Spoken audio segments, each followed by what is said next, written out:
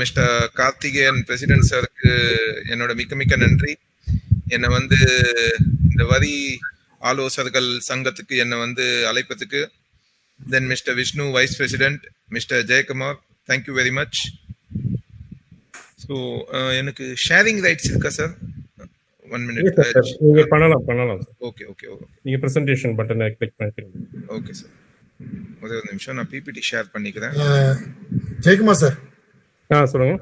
எல்லாரையுமே வந்து இது பண்ண சொல்லுங்க, மியூட் பண்ண சொல்லுங்க.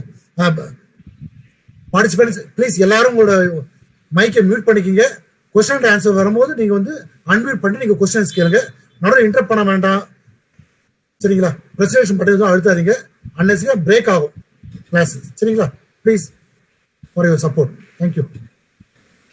ஸோ இன்னைக்கு டாபிக் வந்து அட்வான்ஸ் ரூலிங். அட்வான்ஸ் ரூலிங்னா என்னது, அது வந்து யார் அப்ளை பண்ணலாம், எப்போ அப்ளை பண்ணலாம், எதுக்காக அப்ளை பண்ணலாம், அதுதான் நம்ம இன்னைக்கு பார்க்க போதும். ஸோ அட்வான்ஸ் ரூலிங் டாபிக் போகிறதுக்கு முன்னாடி ஒரு ஜிஎஸ்டி பற்றின சின்ன இன்ட்ரடக்ஷன். ஏன்னா நிறைய பேர் வந்து ஜிஎஸ்டினா ஓகே ஜிஎஸ்டி ஆக்ட்னு ஒரு ஆக்ட் இருக்கு, அது மட்டும் பார்த்தா போதும், அதுக்கு ஒரு ஆர்டர் இருக்கு, ஒரு ப்ராசஸ் இருக்கு, அதை அண்டர்ஸ்டாண்ட் பண்றதுக்கு. ஏன்னா ஜிஎஸ்டி வெறும் ஆக்டை பார்த்துட்டு நீங்க வந்து புரிஞ்சிக்க முடியாது. நீங்க வந்து ஒரு செயின் ஆஃப் ஆக்டிவிட்டிஸ் வந்து கனெக்ட் ஆயிருக்கு ஜிஎஸ்டி உங்களுக்கு கரெக்டா புரியணும்னா. ஸோ மோஸ்ட்லி நான் எடுக்கிற செஷன்ல எல்லாம் இது வந்து எடுப்பேன். ஏன்னா நிறைய பேருக்கு வந்து அந்த லிங்க் எப்படி வந்து கண்டுபிடிக்கணும், நான் எங்க பார்த்தா என்ன எனக்கு கிடைக்கும், அது நிறைய பேருக்கு புரியாது. நோட்டிஃபிகேஷன் சொல்லுவாங்க, நோட்டிஃபிகேஷன் சர்ச் பண்ணுவாங்க, ஆனா எந்த நோட்டிஃபிகேஷன்ல வரும் அது தெரியாது. ஸோ அதுக்கு தான் இந்த ஃப்ளோ ஆஃப் ஆக்டிவிட்டிஸ். எப்படி வந்து ஜிஎஸ்டியை படிக்கணும், எப்படி வந்து ஜிஎஸ்டியை அண்டர்ஸ்டாண்ட் பண்ணணும், அதுக்கு ஒரு சின்ன ஒரு 2 minutes ஸ்லைடு போட்டிருக்கேன். ஸோ முதல்ல பார்த்தீங்கன்னா ஜிஎஸ்டியில் வந்து 4 இம்பார்ட்டன்ட் ஆக்ட் இருக்கு. ஒன்று வந்து சிஜிஎஸ்டி ஆக்ட், இன்னொன்று வந்து எஸ்ஜிஎஸ்டி ஆக்ட், இன்னொன்று வந்து IGST act and UTGST act. இந்த 4 ஆக்ட்ல பாத்தீங்கன்னா mother of all act is CGST act. CGST act base பண்ணி தான் எல்லா ப்ரொவிஷன்ஸும் டிஃபைன் பண்ணிருக்கு. சிஜிஎஸ்டி ஆக்ட் பேஸ் பண்ணி தான் எஸ்ஜிஎஸ்டி ஆக்டே டிஃபைன் பண்ணிருக்கு. ஸோ சிஜிஎஸ்டி ஆக்ட்னா central goods and services tax act. அது வந்து related to CGST transaction, that is intrastate transaction. And then SGST Act, Control C, Control V, copy of CGST Act தான் SGST Act. சில இடத்துல மட்டும் சில changes இருக்கும். Every state, எல்லா ஸ்டேட்டுக்கும் ஒரு SGST Act இருக்கும். இப்போ தமிழ்நாடு பார்த்தீங்கன்னா தமிழ்நாடு SGST Act தனியாக இருக்கும். கர்நாடகா பார்த்தீங்கன்னா கர்நாடகா SGST Actனு தனியாக இருக்கும். ஸோ எல்லா ஸ்டேட்டுக்கு வந்து ஒரு SGST Act இருக்கும். அது ஆல்மோஸ்ட் CGST Actோட சிமிலராக இருக்கும். சில இடத்துல மேபி ஒரு 5% இடத்துல வந்து கொஞ்சம் சேஞ்சஸ் இருக்கும். இப்போ அட்வான்ஸ் ரூலிங் பாத்தீங்கன்னா அதுல ஒரு டிஃபரன்ஸ் இருக்கும். தென் ஐஜிஎஸ்டி ஆக்ட்னு ஒன்று இருக்கு. அது ஐஜிஎஸ்டி ஆக்ட் எதுக்கு யூஸ் பண்றோம்னா, in case of inter state transaction, 2 ஸ்டேட்டுக்குள்ள வந்து நம்ம டிரான்சாக்ஷன் பண்ணோம்னா அதுக்கு வந்து ஐஜிஎஸ்டி ஆக்ட் நம்ம வந்து பார்க்கணும். ஐஜிஎஸ்டி ஆக்ட்லயும் பாத்தீங்கன்னா ஒரு அளவுக்கு நிறைய டெஃபினிஷன்ஸ், நிறைய ப்ரொசீஜர் வந்து சிஜிஎஸ்டி ஆக்ட்ல லிங்க் பண்ணிருப்பாங்க. So only interstate transaction related என்ன இருக்கும் அது மட்டும் ஐஜிஎஸ்டில எக்ஸ்பிளைன் பண்ணிருக்காங்க. தென் யூடிஜிஎஸ்டி வந்து யூனியன் டெரிட்டரி ஆக்ட். ஆக்ட் வந்து என்ன பண்ணணும் அப்படின்னு சொல்லும், ரூல்ஸ் வந்து எப்படி பண்ணணும் அப்படின்னு சொல்லும். ஸோ ஆக்ட் வில் டெல் நீங்க வந்து ரெஜிஸ்ட்ரேஷன் எடுக்கணும். அந்த ரெஜிஸ்ட்ரேஷன் ப்ராசஸ் எங்க இருக்கும், ரூல்ஸ்ல இருக்கும். இப்போ AAR அட்வான்ஸ் ரூலிங் அத்தாரிட்டி, நீங்க அட்வான்ஸ் ரூலிங் அத்தாரிட்டி வந்து இப்படி அப்ளை பண்ணணும், எப்படி அப்ளை பண்ணணும் அது வந்து ரூல்ஸ்ல இருக்கும். ஸோ ஆக்ட் படிச்சுட்டு அதுக்கு தகுந்த ரூல்ஸ் நீங்க படிச்சீங்கன்னா தான் அந்த ஆக்ட்ல என்ன சொல்ல வராங்க, அது எப்படி கம்ப்ளை பண்ணணும்னு அது ரூல்ஸ்ல இருக்கும். அதுக்கப்புறமா நோட்டிபிகேஷன். ஸோ ஜிஎஸ்டி பொறுத்தவரையும் ஆக்ட் வந்து ஒரு சின்ன சாக்லேட் மாதிரினா, நோட்டிபிகேஷன் வந்து ஒரு பெரிய டேரி மில்க் மாதிரி. ஸோ அதுதான் இந்த டிஃப்ரென்ஸ். பிகாஸ் ஆக்ட் வந்து நிறைய இடத்துல வந்து கிளாரிஃபிகேஷன் கொடுக்கணும். சில நேரம் வந்து ஏன்னா இது வந்து புது ஆக்ட். ஸோ ஸ்டார்டிங்ல பாத்தீங்கன்னா இன்னிலேருந்து கிட்டத்தட்ட 400க்கு மேல வந்து நமக்கு நோட்டிபிகேஷன் வந்திருக்கு under CGST or SGST or IGST or UTGST. So நீங்க ஆக்ட் படிக்கும்போது அதோட ரிலேட்டட் நோட்டிபிகேஷன் என்ன இருக்கு அது படிச்சீங்கன்னா தான் அந்த ஆக்ட் ரூல்ஸ் நோட்டிபிகேஷனோட தான் நீங்க அப்ளை பண்ண முடியும் பிராக்டிக்கலா. இது வந்து நிறைய பேர் மிஸ் பண்றாங்க. வெறும் ஆக்ட் படிச்சுட்டு டிசிஷன் எடுத்தீங்கன்னா அது வேலைக்கு ஆகாது. ஆக்டோட நோட்டிபிகேஷனும் படிக்கணும். இப்போ நோட்டிபிகேஷன் பாத்தீங்கன்னா 2 விதமான நோட்டிபிகேஷன் வரும். ஒன்னு வந்து டாக்ஸ் நோட்டிபிகேஷன், இன்னொன்னு வந்து rate notification. So tax notification அப்படின்னா ஆக்ட் பொறுத்தவரையும் ஏதாவது நோட்டிபிகேஷன் இருக்குன்னா அது டாக்ஸ் நோட்டிபிகேஷன் வரும். ஜிஎஸ்டி ரேட் பொறுத்தவரையும் ஏதாவது நோட்டிபிகேஷன் வந்ததுன்னா அது வந்து ரேட் நோட்டிபிகேஷன். இப்போ வந்து கவர்மெண்ட் சொல்றாங்க ஜிஎஸ்டி ரேட் வந்து 18% இருந்து 5% எடுத்துன்னு வந்துட்டாங்க. அது வந்து நான் எங்க செக் பண்ணோம் அப்படின்னா you have to go to notification. நோட்டிபிகேஷன்ல திருப்பி சிஜிஎஸ்டிக்கு தனி நோட்டிபிகேஷன், எஸ்ஜிஎஸ்டிக்கு தனி நோட்டிபிகேஷன், ஐஜிஎஸ்டிக்கு தனி நோட்டிபிகேஷன் அண்ட் யூடிஜிஎஸ்டிக்கு தனி notification. CGST notification control C control V ஒரே காப்பி எஸ்ஜிஎஸ்டி நோட்டிபிகேஷன் இருக்கும். ரைட். ஸோ நீங்க வந்து ஆக்ட் பார்க்கும்போது நோட்டிபிகேஷன் பாத்தீங்கன்னா சிஜிஎஸ்டில இருக்கிற நோட்டிபிகேஷன் சேம் நோட்டிபிகேஷன் எஸ்ஜிஎஸ்டிலயும் இருக்கும்.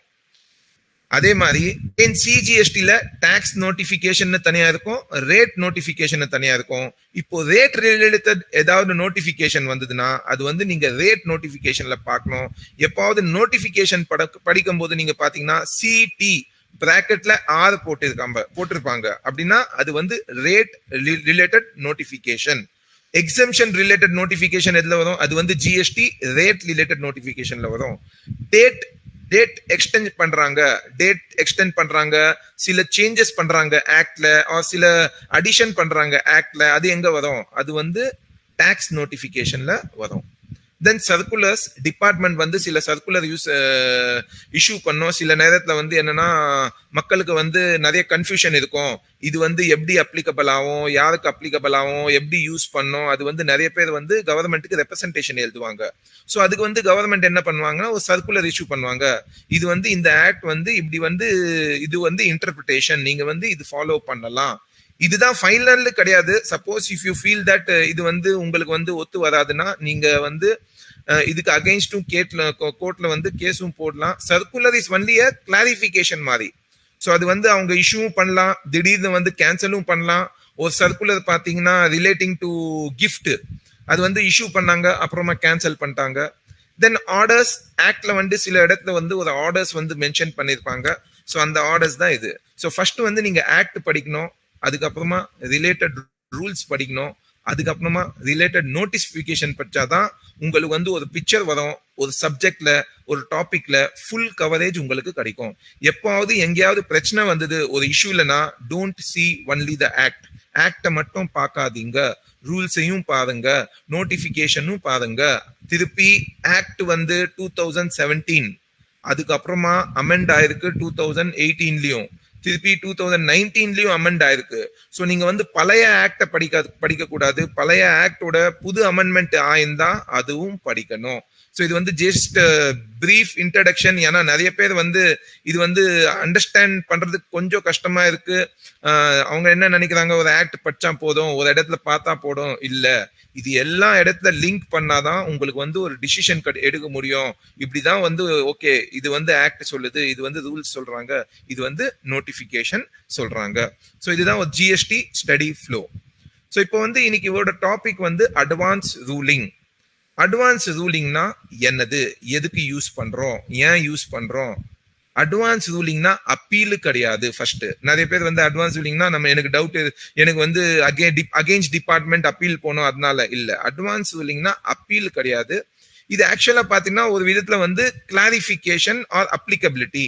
சே ஃபார் எக்ஸாம்பிள் எனக்கு வந்து ஒரு டவுட் வருது, நான் வந்து ஒரு புது விதமான ப்ராடக்ட் வந்து மேனுஃபேக்சர் பண்றேன், அது whether supply of goods or supply of service, or ஒரு ப்ராடக்ட் மேனுஃபேக்சர் பண்றேன், அதுக்கு வந்து ரேட் 18% போடணுமா, 5% போடணுமா, எக்ஸம்டட்ல போடணுமா? பிகாஸ் நான் எல்லா இடத்துல பார்க்கும்போது ஏதாவது ஒரு HSN கோட் மேட்ச் ஆகுது. ஸோ இந்த மாதிரி சில குறிப்பிட்ட கொஸ்டின்ஸ்க்கு தான் வந்து அட்வான்ஸ் ரூலிங் போக முடியும். எல்லா கொஸ்டின்ஸ்க்கும் போக முடியாது. ஸோ அட்வான்ஸ் ரூலிங் பொறுத்தவரையும் எங்கேயாவது உங்களுக்கு வந்து ஜிஎஸ்டில ஒரு கன்ஃபியூஷன் இருக்கு. கன்ஃபியூஷன்னா ஆல்ரெடி சில இடத்துல வந்து உங்களுக்கு ஆக்ட் கன்ஃபியூஷன் நிறைய இருக்கும். பட் சில இடத்துல question of law, question of applicability, question of rate, சில ஸ்பெசிபிக் இது பர்பஸ்க்கு தான் நீங்க வந்து அட்வான்ஸ் ரூலிங் யூஸ் பண்ணலாம். எல்லா டவுட் கிளாரிஃபிகேஷன் வந்து அட்வான்ஸ் ரூலிங் கிடையாது. ஸோ அட்வான்ஸ் ரூலிங் வந்து ஸ்பெசிஃபிக்கா ஒரு பர்பஸ்க்காக தான் நீங்க அப்ளை பண்ணலாம். யார் அப்ளை பண்ணலாம், எப்படி அப்ளை பண்ணலாம், அதுதான் நம்ம பார்க்க போறோம். ஸோ இதுல பாத்தீங்கன்னா செக்ஷன் 95 இது எல்லாமே சிஜிஎஸ்டி ஆக்ட். ஆல்ரெடி நான் சொல்லியிருக்கேன் உங்களுக்கு, சிஜிஎஸ்டி ஆக்ட் தான் மதர் ஆஃப் ஆல் ஆக்ட். எல்லா ஆக்டுக்கும் வந்து அதுதான் மெயின் பேஸே இருக்கும். ஸோ செக்ஷன் 95ல இருந்து செக்ஷன் 106 வரையும் தான் இந்த அட்வான்ஸ் ரூலிங் செக்ஷன்ஸ். இது வந்து தான் பொறுத்து தான் நீங்க அட்வான்ஸ் ரூலிங்கை அப்ளை பண்ண முடியும். இப்போ நான் ஸ்டார்டிங்ல என்ன சொன்னேன், CGST act mother of all act. SGST act வந்து காப்பி ஆஃப் சிஜிஎஸ்டி ஆக்ட். ஒரு 5% தான் ஏதாவது சேஞ்சஸ் இருக்கும். அந்த 5% இந்த செக்ஷன்ஸ்ல இருக்கு. இப்போ நீங்க பாத்தீங்கன்னா இந்த section authority for advance ruling, இந்த ஒரு செக்ஷன் வந்து நீங்க சிஜிஎஸ்டி ஆக்ட்ல பாத்தீங்கன்னா வேற விதமா இருக்கும், எஸ்ஜிஎஸ்டி ஆக்ட்ல பாத்தீங்கன்னா வேற விதமா இருக்கும். ஏன்னா அது இங்கேயே டிஃபைன் பண்ணிருப்பாங்க. அது நம்ம கொஞ்ச நேரத்துல பார்க்கலாம், ரைட்? ஸோ டெஃபினிஷன்ஸ், யார் வந்து அட்வான்ஸ் ரூலிங் அத்தாரிட்டிக்கு, அட்வான்ஸ் ரூலிங் வந்து யார் அத்தாரிட்டி, தென் எப்படி அப்ளிகேஷன் பண்ணணும், அது வந்து செக்ஷன் 97ல பிரிஸ்கிரைப் பண்ணிருக்காங்க. So procedure for application section 98. Again suppose வந்து நீங்க ஒரு அப்ளிகேஷன் போடுறீங்க அட்வான்ஸ் ரூலிங்க்கு, இது வந்து உங்க பிரகாரம் வந்து 12% ரேட் ஆஃப் டாக்ஸ் நீங்க வந்து அப்ளை பண்றீங்க அட்வான்ஸ் ரூலிங்க்கு. அவங்க சொல்றாங்க 18%, நீங்க சொல்றீங்க இல்ல என் பிரகாரம் 12%, அட்வான்ஸ் ரூலிங் வந்து 18% சொல்றாங்க, நான் வந்து இதுக்கு ஒத்துக்க மாட்டேன். அப்போனா என்ன பண்ணலாம், அதுக்கு வந்து நான் அப்பீல் போகலாம். எங்க போகலாம், திருப்பி அப்பீல் வந்து அட்வான்ஸ் ரூலிங்க்குன்னு தனி அப்பலட் அத்தாரிட்டி இருக்காங்க. நீங்க நார்மல் கோர்ட்டோ அப்பலட் ஜிஎஸ்டி அப்பலட் போக முடியாது. அட்வான்ஸ் ரூலிங்க்கு ஒரு தனி அப்பலட் அத்தாரிட்டி இருக்காங்க. ஸோ அங்க வந்து நீங்க advance ruling suppose if you are not happy with the result, you can go for advance ruling appellate authority. So அந்த ப்ரொசீஜர் எப்படி இருக்கு, ஸோ அதுதான் advance ruling appeal to appellate authority. Order எப்படி இருக்கும். தென் இப்போ வந்து இந்த 2019 நான் சொன்னேன்ல ஜிஎஸ்டி ஆக்ட் வந்து அமெண்ட் பண்ணிருக்காங்க 2019ல. 2019ல அமெண்ட் பண்ணும்போது இந்த புதுசா ஒன்னு ஆட் பண்ணிருக்காங்க, நேஷனல் அப்பலட் அத்தாரிட்டி. அப்படின்னா என்னது? ஸோ இப்போ அட்வான்ஸ் ரூலிங் அத்தாரிட்டி நீங்க பாத்தீங்கன்னா இது வந்து பர்டிகுலர் ஸ்டேட் வரையும் தான் லிமிட்டட், நேஷனல் லெவல்ல வந்து கிடையாது. இப்போ நம்ம செக்ஷன்ஸ் பார்க்கும்போது அது உங்களுக்கு புரியும். ஸோ இப்போ வந்து எனக்கு வந்து ஒரு 4 இடத்துல பிசினஸ் இருக்கு. சே ஃபார் எக்ஸாம்பிள் எனக்கு தமிழ்நாட்டில் வந்து பிசினஸ் இருக்கு, ஜிஎஸ்டி நம்பர் இருக்கு. பெங்களூர்ல ஒரு ஜிஎஸ்டி நம்பர் இருக்கு, கேரளால ஒரு ஜிஎஸ்டி நம்பர் இருக்கு, மகாராஷ்டிரால ஒரு ஜிஎஸ்டி நம்பர் இருக்கு. நான் 4 இடத்துலயும் ஒரு அட்வான்ஸ் ரூலிங் அப்ளை பண்றேன். ஆனா அந்த 4 இடத்துலயும் வேற வேற விதமான எனக்கு ரிசல்ட் வருது. அப்போனா நான் எங்க போறது, எது ஃபாலோ பண்றது, அந்த கன்ஃபியூஷன் இருக்கும். அதுக்குதான் அந்த நேஷனல் அப்பலட் அத்தாரிட்டின்னு புதுசா ஆட் பண்ணிருக்காங்க. அதுக்கு ப்ரொசீஜர் எல்லாம் பிரிஸ்கிரைப் பண்ணிருக்காங்க. தென் அட்வான்ஸ் ரூலிங் கொடுக்கும் போது ஏதாவது மிஸ்டேக் பண்ணா அது எப்படி வந்து ரெக்டிஃபை பண்ணலாம், யாருக்கு வந்து அட்வான்ஸ் ரூலிங் அப்ளிகபிள், அது வந்து செக்ஷன் 103. தென் அட்வான்ஸ் ரூலிங் வந்து கொடுத்துட்டு சில நேரத்துல வந்து அவங்க சொல்லலாம் இது வந்து அப்ளிகபிள் கிடையாது, அது எப்போ, அது வந்து நம்ம செக்ஷன் 104ல பார்க்க போறோம். Then power of authority and appellate, என்ன பவர் இருக்கு அத்தாரிட்டிக்கும் அப்பலட் அத்தாரிட்டிக்கும், அண்ட் தென் ப்ரொசீஜர். இதுதான் நம்ம வந்து இன்னைக்கு இருக்கிற செஷன்ல பார்க்க போறோம். 1 or 2 advance ruling authority cases பார்க்கலாம். தென் ஃபர்ஸ்ட் வந்து சில டெஃபினிஷன்ஸ் உங்களுக்கு தெரியணும். அட்வான்ஸ் ரூலிங்னா என்னது? அட்வான்ஸ் ரூலிங்னா ஒரு டிசிஷன், அது வந்து யார் கொடுத்திருக்காங்க, ஒரு அத்தாரிட்டி கொடுத்திருக்காங்க. எந்த அத்தாரிட்டி? ஜிஎஸ்டில வந்து பிரிஸ்கிரைப் பண்ற அத்தாரிட்டி. Either authority or appellate authority. So 3 பேர் வந்து டிசிஷன் கொடுத்தாதான் அது அட்வான்ஸ் ரூலிங் அத்தாரிட்டியோட டிசிஷன். ஒன்னு வந்து அத்தாரிட்டி ஃபார் அட்வான்ஸ் ரூலிங், இன்னொன்னு வந்து appellate authority for advance ruling or the national appellate authority. இவங்க தான் அட்வான்ஸ் ரூலிங் டிசிஷன் கொடுத்தாதான் அது வந்து அட்வான்ஸ் ரூலிங். உங்க ஜூரிஸ்டிக்ஷனல் ஆபீசர் ஏதாவது ஆர்டர் கொடுத்தாங்கன்னா அது வந்து அட்வான்ஸ் ரூலிங் கிடையாது. உங்க ஜாயிண்ட் கமிஷனர் ஏதாவது ஆர்டர் கொடுத்தாங்கன்னா அது அட்வான்ஸ் ரூலிங் கிடையாது. அட்வான்ஸ் ரூலிங் வெறும் 3 பேர் தான் டிசிஷன் கொடுக்க முடியும். யாருக்கு கொடுப்பாங்க? யார அப்ளை பண்றாங்களோ தட் இஸ் அப்ளிகண்ட். எதுக்கு வந்து அப்ளை பண்ணுவாங்க? அதுக்கு வந்து செக்ஷன் 97 சப்செக்ஷன் 2லயும் செக்ஷன் 100 சப்செக்ஷன் 1லயும் சில கொஸ்டின்ஸ்க்கு தான் நீங்க அட்வான்ஸ் ரூலிங் அப்ளை பண்ண முடியும்னு பிரிஸ்கிரைப் பண்ணிருக்காங்க. எதுக்கா? In relation to supply of goods or services or both. So இதுக்கு வந்து நீங்க வந்து பர்சனல் டவுட்டோ, ஜிஎஸ்டில டவுட்டோ, செக்ஷன்ல டவுட்டோ இல்ல, உங்க supply of goods and services பொறுத்த கொஸ்டின் தான் நீங்க கேட்கலாம். ஜிஎஸ்டி டவுட், ரிட்டர்ன் ஃபைலிங்ல டவுட் அதெல்லாம் கேட்க முடியாது. ஸோ ரெஸ்ட்ரிக்ஷன் இருக்கு இந்த அட்வான்ஸ் ரூலிங் அப்ளை பண்றதுக்கு. அண்ட் யார் பண்ணலாம்? Either registered dealer or dealer வந்து propose to be undertaken, that is already registered dealer வந்து இதுக்கு அப்ளை பண்ணலாம். இல்லையா யாராவது புதுசா பிசினஸ் ஸ்டார்ட் பண்ண போறாங்க அவங்களும் வந்து அட்வான்ஸ் ரூலிங்க்கு வந்து அப்ளை பண்ணலாம். அந்த விஷயத்துல என்ன PAN number compulsory. So advance ruling apply பண்றதுக்கு ஒருத்தர் வந்து ஆல்ரெடி ரெஜிஸ்டர்ட் பிசினஸ் இருந்தா தான் அப்ளை பண்ண முடியும், இல்ல புதுசா ஸ்டார்ட் பண்ற பிசினஸ் தான் அப்ளை பண்ண முடியும். இன்னொன்னு வெரி இம்பார்ட்டன்ட் ஆஸ்பெக்ட் என்னன்னா, அட்வான்ஸ் ரூலிங் வந்து பாஸ்ட் டிரான்சாக்ஷனுக்கு அப்ளை பண்ண முடியாது. Either present transaction or future transaction. அதுக்கு அர்த்தம் என்ன இருக்கு? இப்போ வந்து நான் ஒரு பொருள் வந்து பிசினஸ் பண்றேன், அந்த பொருள் வந்து 18% டாக்ஸ் வந்து ஒரு 2 வருஷமா பே பண்ணின்னு இருக்கேன், ரைட்? இப்போ திடீர்னு வந்து எனக்கு டவுட் வருது, ஐயோ நம்ம வந்து 18% பே பண்ணிட்டோமே, இது வந்து 5% தான் வருமே, நான் வந்து அட்வான்ஸ் ரூலிங் போகணும். நீங்க அட்வான்ஸ் ரூலிங் போனீங்கன்னா இதுக்கு 2 வருஷம் முன்னாடி என்ன டாக்ஸ் பே பண்ணிருக்கோம் அதுக்கு வந்து அட்வான்ஸ் ரூலிங் போக முடியாது. இனி அப்ளை பண்ணதுக்கு அப்புறமா என்ன டிரான்சாக்ஷன் பண்ண போறீங்களோ அதுக்கு தான் அட்வான்ஸ் ரூலிங் போக முடியும். பேக் டேட்டட் டிரான்சாக்ஷனுக்கு நீங்க அட்வான்ஸ் ரூலிங் போக முடியாது. ஸோ அது வந்து ஒரு இம்பார்ட்டன்ட் பாயிண்ட் நீங்க வந்து ஞாபகம் வச்சுக்கணும். தென் அப்பலட் அத்தாரிட்டி யாரு? அப்பலட் அத்தாரிட்டி வந்து செக்ஷன் 99ல டிஃபைன் பண்ணிருக்காங்க. யார் வந்து applicant? Either the registered person or desired of register obtaining registration. So யார் வந்து ரெஜிஸ்டர்ட் டீலர் இருக்காங்களோ, இல்லைன்னா யார் வந்து புதுசா பிசினஸ் ஸ்டார்ட் பண்ண போறாங்க அண்டர் தி ஜிஎஸ்டி ஆக்ட் அவங்க தான் அப்ளை பண்ண முடியும். அப்ளிகேஷன்னா ஆஸ் பர் செக்ஷன் 97(1) அதான் application. Then authority under section 96 and national authority as per section 101 இது இருக்கும். சரியா? ஸோ இதுதான் ஒரு பேசிக் டெஃபினிஷன். ஸோ வெரி இம்பார்ட்டன்ட் ஒன்று புரிஞ்சுட்டுங்க, நீங்க அட்வான்ஸ் ரூலிங் அப்ளை பண்ணீங்கன்னா கரண்ட் டிரான்சாக்ஷன்ஸ் ஆர் ஃபியூச்சர் டிரான்சாக்ஷன்ஸ்க்கு தான் அப்ளை பண்ணலாம், பாஸ்ட் டிரான்சாக்ஷனுக்கு அப்ளை பண்ண முடியாது. எந்த மாதிரி கேள்வி? ஸோ கேள்வி வந்து செக்ஷன் 97 சப்செக்ஷன் 2ல இருக்கிற கேள்வி தான் நீங்க கேட்க முடியும், அதுக்கு மேல நீங்க போக முடியாது, ரைட்? ஸோ நெக்ஸ்ட், யார் வந்து அத்தாரிட்டி இந்த அட்வான்ஸ் ரூலிங்க்கு? ஸோ அட்வான்ஸ் ரூலிங் அத்தாரிட்டி பார்த்தீங்கன்னா இது இப்போ எல்லாமே செக்ஷன்ஸ் வந்து as per CGST act.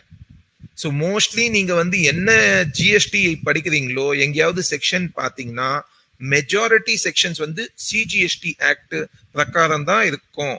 Similar provision எஸ்ஜிஎஸ்டில இருக்கும். ஐஜிஎஸ்டி இருக்கும்போது ஸ்பெசிஃபிக்கா மென்ஷன் பண்ணிருப்பாங்க. அதே மாதிரி இங்க என்ன எடுக்கிறனோ எல்லாமே வந்து சிஜிஎஸ்டி ஆக்ட் பிரகாரம் தான் வந்து நம்ம பார்க்க போறோம். அண்ட் எங்கேயாவது வந்து வேற ஆக்ட் இருந்ததுன்னா அது ஸ்பெசிஃபிக்கா நான் உங்களுக்கு மென்ஷன் பண்ணிடுவேன். ஸோ யார் வந்து authority for advance ruling? So authority for advance ruling பார்த்தீங்கன்னா authority for advance ruling constituted under the provisions of CGST Act. நான் சொன்னேன்ல CGST Act, SGST Act சேமா இருக்கும், ஆனா சில இடத்துல டிஃபரன்ஸ் இருக்கும். அது இந்த டிஃபரன்ஸ் தான்.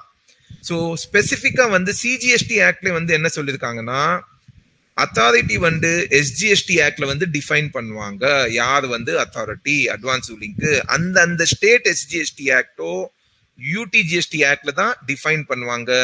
சிஜிஎஸ்டி ஆக்ட்ல டிஃபைன் பண்ண மாட்டாங்க. அதுக்கு அர்த்தம் என்னது? அட்வான்ஸ் ரூலிங் அத்தாரிட்டி வந்து ஸ்டேட் ஓட லிமிட் ஆகும். இது வந்து ஆல் ஓவர் இந்தியா லெவல்ல லிமிட் ஆகாது. ஆல் ஓவர் இந்தியா லிமிட்டுக்கு தான் national appellate authority for advance ரூலிங்னு எத்தனை வந்திருக்காங்க. So as per this advance ruling authority வந்து ஒரு ஸ்டேட்டுக்கு ஒரு அத்தாரிட்டி இருப்பாங்க. அந்த அத்தாரிட்டிக்கு ஒரு ஜூரிஸ்டிக்ஷன் இருக்கும். ஜூரிஸ்டிக்ஷன் என்ன இருக்கும்னா அந்த ஸ்டேட் பத்தி தான் அவங்க வந்து அட்வான்ஸ் ரூலிங் கொடுக்க முடியும். அவங்க வந்து பக்கத்து ஸ்டேட் பத்தியோ வேற ஸ்டேட் பத்தியோ அவங்க ஸ்டேட்டுக்கும் பக்கத்து ஸ்டேட் பத்தியோ மிக்ஸ் பண்ணி வந்து அட்வான்ஸ் ரூலிங் கொடுக்க முடியாது. ஸோ அதுக்கு தான் வந்து இந்த ப்ரொவிஷன் வந்து நம்ம அண்டர்ஸ்டாண்ட் பண்ணணும். So shall be deemed to be the authority for advance ruling in respect of the state or the union territory. So அந்த ஸ்டேட் ஆக்ட் நம்ம பார்த்தோம்னா அவங்க சொல்லுவாங்க யார் வந்து அத்தாரிட்டி. தமிழ்நாடோட ஸ்டேட்டோட அட்வான்ஸ் ரூலிங் வந்து செக்ஷன் எடுத்திருக்கேன், அது நெக்ஸ்ட் ஸ்லைட்ல பார்க்கலாம். தென் யார் வந்து authority for appellate authority for advance ruling. இப்போ அப்பலட்னா என்னன்னா நம்ம வந்து அட்வான்ஸ் ரூலிங் வந்து ஹாப்பி கிடையாது, ஐ வாண்ட் டு கண்டெஸ்ட்னா I have to go to appellate authority, case போடுற மாதிரி. ஸோ அவங்க தான் டிசைட் பண்ணுவாங்க ஃபைனலா, அதுதான் நம்ம அக்செப்ட் பண்ணணும். ஸோ யார் வந்து அப்பலட் அத்தாரிட்டி அதுவும் ஸ்டேட்ல தான் டிசைட் பண்ணுவாங்க. So it will be constituted under the provisions of the SGST Act and they shall be deemed to the appellate authority for advance ruling in respect of that particular state. So அந்த ஸ்டேட்டுக்கு அவங்க தான் appellate authority. நீங்க சென்னையில ரெஜிஸ்டர்ட்னா கர்நாடகால போயிட்டு appellate authority போட முடியாது. நீங்க எந்த ஸ்டேட்ல ரெஜிஸ்டர் ஆயிருக்கீங்களோ அந்த ஸ்டேட்டை தான் நீங்க வந்து அட்வான்ஸ் ரூலிங் அப்ளை பண்ணலாம்.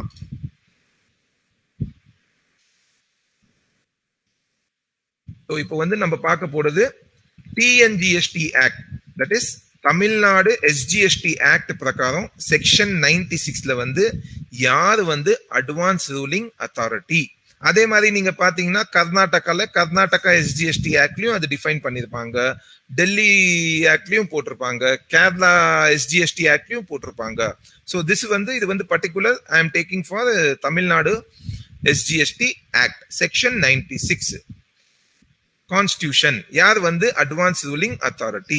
கவர்மெண்ட் பை நோட்டிபிகேஷன், ஆல்ரெடி நான் எக்ஸ்பிளைன் பண்ணிருக்கேன், நோட்டிபிகேஷன் தான் இம்பார்ட்டன்ட். ஸோ நோட்டிபிகேஷன் தான் அவங்க டிஃபைன் பண்ணிருப்பாங்க. ஸோ இந்த நோட்டிபிகேஷன் யார் கொடுப்பாங்க? இது வந்து எஸ்ஜிஎஸ்டி நோட்டிபிகேஷன்ல வரும், சிஜிஎஸ்டி நோட்டிபிகேஷன்ல வராது. ஸோ நீங்க வந்து பார்க்க வேண்டியது எஸ்ஜிஎஸ்டி நோட்டிபிகேஷன், அதுவும் tax notification, not rate notification. So the government by notification constitute Tamil Nadu advance ruling authority. So அவங்க வந்து யாரு? தமிழ்நாடு கவர்மெண்ட் வந்து ஒரு நோட்டிபிகேஷன் பேஸ் பண்ணிட்டு ஒரு அட்வான்ஸ் ரூலிங் அத்தாரிட்டி வந்து கான்ஸ்டிடியூட் பண்ணுவாங்க. இல்லனா இன்னொரு ஆப்ஷனும் கொடுத்திருக்காங்க, may also notified any other authority located in another state to act as advance ruling authority. So first வந்து அந்த ஸ்டேட்டோட கவர்மெண்ட் வந்து நோட்டிஃபை பண்ணுவாங்க யார் வந்து அட்வான்ஸ் ரூலிங் அத்தாரிட்டி, ரைட்டா? இப்போ வந்து சப்போஸ் அந்த ஸ்டேட் வந்து இப்போ பண்ண முடியல, ஏதாவது ஒரு சூழ்நிலை சரியில்லை, அதனால வந்து they are unable to decide the authority. What is the another option? இன்னொரு ஆப்ஷன் என்ன இருக்கு? அவங்க வந்து இன்னொரு ஸ்டேட்ல இருக்க அட்வான்ஸ் ரூலிங் அத்தாரிட்டி வந்து அப்பாயிண்ட் பண்ணலாம் சொல்லிட்டு இந்த மாதிரி இந்த ஸ்டேட்ல இருக்க அட்வான்ஸ் ரூலிங் அத்தாரிட்டி வந்து நம்ம ஸ்டேட்டுக்கும் ஏஏஆர் வந்து அவங்க தான் advance ruling authority. Say for example, இது வெறும் எக்ஸாம்பிளுக்கு, as on date it is not இந்த மாதிரி கிடையாது. சரி, தமிழ்நாடு கவர்மெண்ட் வந்து அட்வான்ஸ் ரூலிங் அத்தாரிட்டி அப்பாயிண்ட் பண்ணல, அவங்க என்ன சொல்றாங்கன்னா இப்படியும் சொல்லலாம், கர்நாடகாவோட அட்வான்ஸ் ரூலிங் அத்தாரிட்டி தான் தமிழ்நாடுக்கும் அட்வான்ஸ் ரூலிங் அத்தாரிட்டி. ஸோ அந்த மாதிரிக்கும் சொல்லலாம். பட் இப்போதுக்கு தமிழ்நாடுல அட்வான்ஸ் ரூலிங் அத்தாரிட்டி தனியா இருக்கு. So this is only for example purpose, நான் உங்களுக்கு வந்து புரிய வைக்கிறதுக்கு. ஸோ யார் இருப்பாங்க? கவர்மெண்ட் தான் நோட்டிஃபை பண்ணும் தமிழ்நாடு அட்வான்ஸ் ரூலிங் அத்தாரிட்டி. இல்ல வேற ஸ்டேட்ல இருக்கிற அட்வான்ஸ் ரூலிங் அத்தாரிட்டி இந்த ஸ்டேட்டுக்கு அப்ளிகபிள்னு அதுவும் சொல்லலாம். அப்போனா நீங்க அந்த ஸ்டேட்டுக்கு தான் அப்ளை பண்ணணும். யார் வந்து அட்வான்ஸ் ரூலிங் அத்தாரிட்டியோட மெம்பர்? இப்போ நீங்க போய் பார்க்கும்போது யார் வந்து இந்த டிசிஷன் எடுப்பாங்க? ஸோ அது பாத்தீங்கன்னா one member amongst the officer of central tax. இப்போ ஜிஎஸ்டி பாத்தீங்கன்னா 2 டேக்ஸ். நான் நார்மலி ஜிஎஸ்டி வந்து பாகுபலி மூவியோட கம்பேர் பண்ணுவேன். பாகுபலி வந்து 2 பிரதரோட ஸ்டோரி, பாகுபலி அண்ட் பல்லாதேவ். அதே மாதிரி சிஜிஎஸ்டி அண்ட் எஸ்ஜிஎஸ்டி தான். ஸோ எனி டாக்ஸ் நீங்க வந்து ஜிஎஸ்டி கட்டும் போது 2 டாக்ஸ் இருக்கும், ஒன்னு சிஜிஎஸ்டி, இன்னொன்னு எஸ்ஜிஎஸ்டி. ஸோ எந்த டிசிஷன் எடுத்தாலும் 2 அண்ணன் தம்பிங்க கூட இருந்தாதான் அது டிசிஷன் எடுக்க முடியும். அதனால தான் 1 member from among us the officer of central tax and 1 member from among us the officer of state tax. So ஒன்னு வந்து சென்ட்ரல் டீம்ல இருந்து ஒரு ஆபீசரும், இன்னொன்னு வந்து ஸ்டேட் டீம்ல இருந்து ஒரு ஆபீசரும் அப்பாயிண்ட் பண்ணுவாங்க. யார் அப்பாயிண்ட் பண்ணுவாங்கன்னா respective central government and state government. இப்போ தமிழ்நாடுல பாத்தீங்கன்னா தமிழ்நாடோட advance ruling authority officer will be appointed by state government. Central government வந்து சென்ட்ரல் ஆபீசரை வந்து அப்பாயிண்ட் பண்ணுவாங்க. தென் இந்த அப்பாயின்மெண்ட் வந்து எப்படி அப்பாயிண்ட் பண்ணுவாங்க, என்ன அப்பாயிண்ட் பண்ணுவாங்க, அது வந்து ரூல்ஸ்ல செக் பண்ணும். So qualification, the method of appointment of members and the terms and conditions of the service shall be as may be prescribed. நான் சொன்னேன்ல ஜிஎஸ்டி படிக்கும் போது முதல்ல வந்து ஆக்ட் பார்க்கணும், அதுக்கப்புறமா ரூல்ஸ் பார்க்கணும். ஸோ இந்த மாதிரி போட்டிருந்தாங்கன்னா அதுக்கு அர்த்தம் என்னன்னா நீங்க வந்து ரூல்ஸ்ல செக் பண்ணுங்க. ஸோ ரூல்ஸ் வந்து சொல்லியிருப்பாங்க இது வந்து யார் யார். So minimum rank for this is joint commissioner. So ஏதாவது அத்தாரிட்டி வந்து இவங்க கொடுத்தாங்கன்னா ஜாயிண்ட் கமிஷனர் கீழே எந்த ஆஃபீஸரும் வந்து அட்வான்ஸ் ரூலிங் அத்தாரிட்டி இருக்க மாட்டாங்க. ஜாயிண்ட் கமிஷனரும் அதுக்கு மேல இருக்கிற ஆஃபீஸர்ஸ் தான் அட்வான்ஸ் ரூலிங் அத்தாரிட்டியோட மெம்பர் இருக்கலாம்.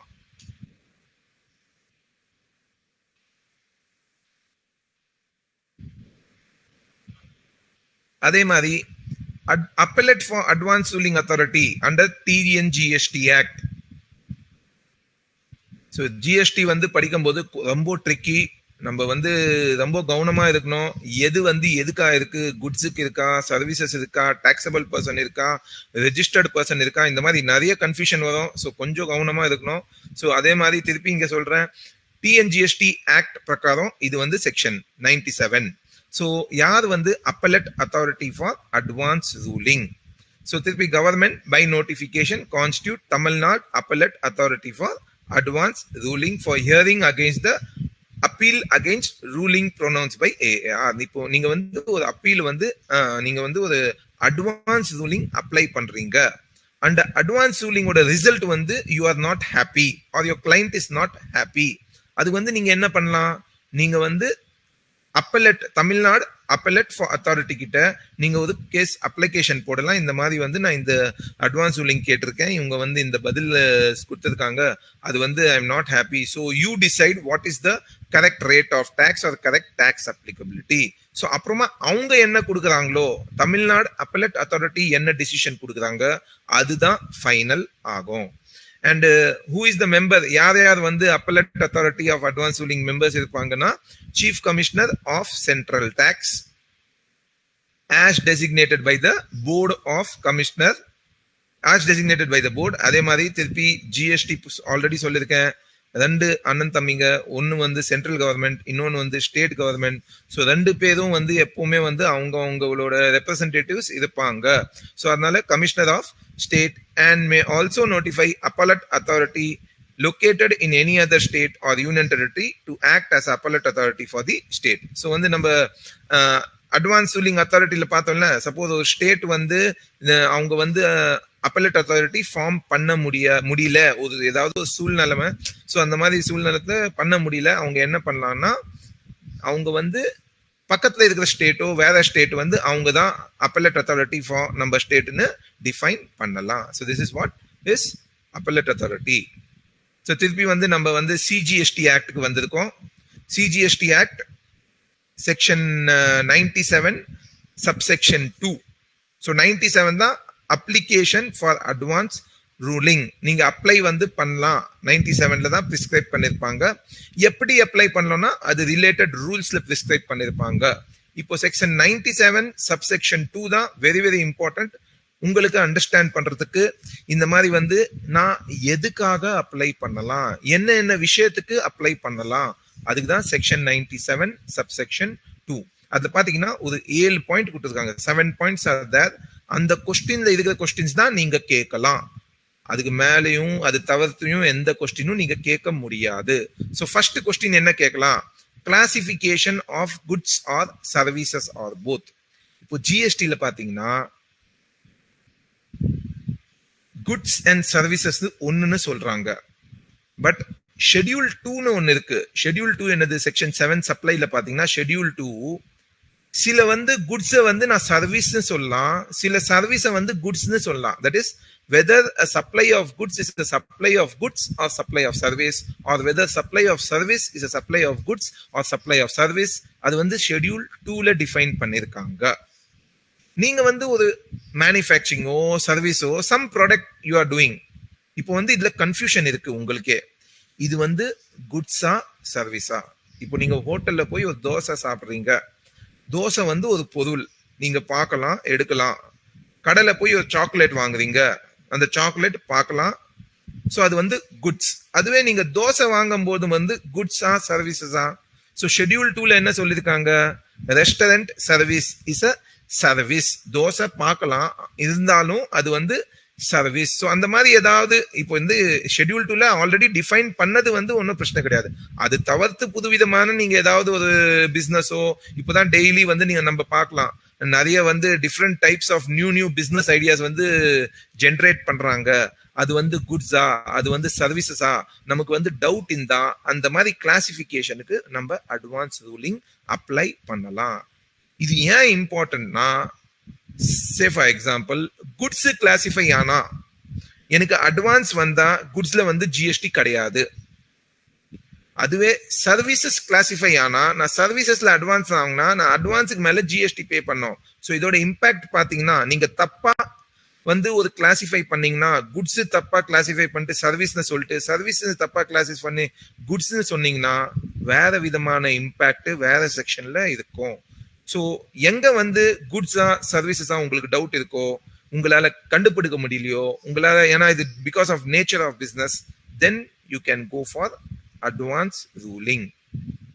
Then applicability of notification. இப்போ ஜிஎஸ்டில பாத்தீங்கன்னா நிறைய நோட்டிபிகேஷன் வந்திருக்கு. சில நோட்டிபிகேஷன் சில ஸ்பெசிபிக் கேட்டகரி ஆஃப் பர்சனுக்கு இருக்கும், சில நோட்டிபிகேஷன் சில ஸ்பெசிபிக் ப்ரொவிஷனுக்கு இருக்கும், சில நோட்டிபிகேஷன் சில ஸ்பெசிபிக் கேட்டகரி ஆஃப் பிசினஸுக்கு இருக்கும். ஸோ ஒரு நோட்டிபிகேஷன் வந்திருக்கு, அது உங்களுக்கு வந்து அப்ளை ஆகாத மாதிரியும் இருக்கு, ஆகாத மாதிரியும் இருக்கு. ஸோ கன்ஃபியூஷன், நீங்க வந்து டிசைட் பண்ண முடியல, ஏன்னா அதோட இம்பாக்ட் வந்து ரொம்ப ஜாஸ்தி. ஸோ இதெல்லாம் எப்போ வந்து பண்ணணும்னா, ஏதாவது இம்பாக்ட் டாக்ஸ் இம்பாக்ட் ஜாஸ்தியா இருந்தா தான் இது வந்து நார்மலி அப்ளை பண்ணுவாங்க. Tax impact minimal, penalty impact minimal அது இருந்ததுன்னா யாரும் அட்வான்ஸ் ரூலிங் போக மாட்டாங்க. வேற outflow of tax impact high இருந்தா தான் நம்ம அட்வான்ஸ் ரூலிங் போவோம். ஸோ ஏதாவது ஒரு நோட்டிபிகேஷன் வந்திருக்கு, அது வந்து உங்களுக்கு கிளியர் இல்ல வந்து இது எங்களுக்கு அப்ளை ஆகுமா ஆகாதா, அது கொஸ்டின் கேட்கறதுக்கு தான் நீங்க வந்து அட்வான்ஸ் ரூலிங் அப்ளை பண்ணலாம். Then determination of time and value of supply. இப்போ ஜிஎஸ்டில பாத்தீங்கன்னா எப்போ வந்து நீங்க வரி கட்டணும், ஒரு ப்ராடக்ட் ஒரு குட்ஸ் வந்து நான் ஆர்டர் பண்றேன் அப்போ வந்து நான் வரி கட்டணுமா, அந்த குட்ஸ் வந்து எனக்கு வருது அப்போ வந்து நான் வரி கட்டணுமா, அந்த குட்ஸுக்கு வந்து நான் இன்வாய்ஸ் ரைஸ் பண்றேன் அப்போ வந்து டாக்ஸ் கட்டுறோமா, அந்த குட்ஸுக்கு வந்து எனக்கு பேமெண்ட் வருது அப்போ வந்து வரி கட்டணுமா. ஸோ அதுதான் time of supply. So time of supply பாத்தீங்கன்னா எந்த பாயிண்ட் ஆஃப் டைம்ல வந்து நான் டாக்ஸ் கட்டணும். இப்போ அது வந்து சில நேரத்துல வந்து சில ப்ராஜெக்ட்டுக்கு வந்து கன்ஃபியூஷனா இருக்கும், அப்போ வந்து அந்த டிட்டர்மைன் பண்றதுக்கு உங்களுக்கு கன்ஃபியூஷன் இருக்கு, கிளாரிட்டி கிடைக்கலன்னா you can go for advance ruling, that is determination of time and value of supply. இப்போ வேல்யூ ஆஃப் சப்ளைனா என்னதுன்னா, இப்போ ஜிஎஸ்டி பாத்தீங்கன்னா என்ன வேல்யூக்கு விற்கிறோமோ, செக்ஷன் 15 வேல்யூ ஆஃப் சப்ளை என்ன வேல்யூக்கு விற்கிறோமோ அது மேலதான் ஜிஎஸ்டி வரும். ஆனா அது கண்டிஷன் இருக்கு, என்னது? the party should not be related, price should be the sole consideration. So அந்த மாதிரி சில கண்டிஷன் இருக்கு. பிளஸ் நீங்க வந்து ஏதாவது ஒரு அடிஷன் பண்ணீங்கன்னா அதுக்கு மேலேயும் ஜிஎஸ்டி வரும். ஸோ உங்க வேல்யூவேஷன் பொறுத்தவரையும் ஏதாவது கிளாரிட்டி வேணும்னா, டிட்டர்மினேஷன் வேணும்னா அதுக்கும் நீங்க அட்வான்ஸ் ரூலிங் அப்ளை பண்ணலாம். Then admissibility of ITC paid deemed to have been paid. So சில நேரத்தில் வந்து நான் இந்த ஐடிசி எடுக்கலாமா எடுக்க முடியாதா, அந்த கிளாரிஃபிகேஷனுக்கும் நீங்க வந்து ஜிஎஸ்டி அப்ளை பண்ணலாம். ஏன்னா செக்ஷன் 17 வந்து செக்ஷன் 17 சப்செக்ஷன் 5 சிஜிஎஸ்டி பிளாக் கிரெடிட்னு ஒன்று இருக்கு, தென் அப்போர்ஷன்மெண்ட் ஆஃப் கிரெடிட்னு இருக்கு, ரூல் 42ன்னு தனியா இருக்கு, நீங்க வந்து எக்ஸம்டட் டாக்ஸபிள் குட்ஸ் அப்ளை பண்ணீங்கன்னா தென் யூ ஹாவ் டு அப்போர்ஷன் எது வந்து எடுக்கலாம் எது வந்து எடுக்க முடியாது. ஸோ இந்த மாதிரி ஏதாவது அப்ளிகபிலிட்டி ஆஃப் ஐடிசி பெய்டு உங்களுக்கு வந்து வருமா வராதா அந்த டவுட் இதுதான். அந்த டவுட்டுக்கு வந்து நீங்க வந்து இந்த கேள்வி கேட்கலாம். Then determination of liability to pay tax on goods or services or both. சில நேரத்தில் என்ன வரும்னா ஒரு ப்ராஜெக்ட் பண்றீங்க, அதுல வந்து நீங்க எவ்வளோ டேக்ஸ் வரும், ஒன்னு வந்து ரேட் ஆஃப் டேக்ஸ், இன்னொன்னு வந்து நான் எப்படி டேக்ஸ் கால்குலேட் பண்ணோம் எனக்கு வந்து கிளாரிட்டி இல்லை. ஏன்னா இது வந்து கொஞ்சம் வித்தியாசமான பிஸ்னஸ். ஸ்டார்டிங்ல வந்து நான் ஒரு குட்ஸ் யூஸ் பண்றேன், தென் ஒரு period of time service use பண்றேன், தென் அது ரெண்டும் யூஸ் பண்றேன், லாஸ்ட்ல சர்வீஸ் யூஸ் பண்றேன். ஸோ எப்படி வந்து அந்த டேக்ஸ் கால்குலேட் பண்ணோம் அந்த மாதிரி ஏதாவது டவுட் இருந்ததுன்னா you can go for advance ruling applicability. Then whether applicant required to be registered, இதுவும் கேள்வி கேட்கலாம். சில நேரத்தில் வந்து உங்ககிட்ட ஒரு கிளைண்ட் வராங்க, section 22 of CGST act. Section 22னா என்னது, ரெஜிஸ்ட்ரேஷன் பத்தின செக்ஷன். உங்களுக்கு வந்து இவ்வளவு டர்ன் ஓவர் லிமிட் 10 லட்சமோ 20 லட்சமோ 40 லட்சம் டர்ன் ஓவர் லிமிட் இருந்ததுன்னா நீங்க ரெஜிஸ்டர் பண்ணணும். அப்புறமா டிரான்ஸ்ஃபரி சக்சஸி இருந்ததுன்னா ரெஜிஸ்டர் பண்ணணும்.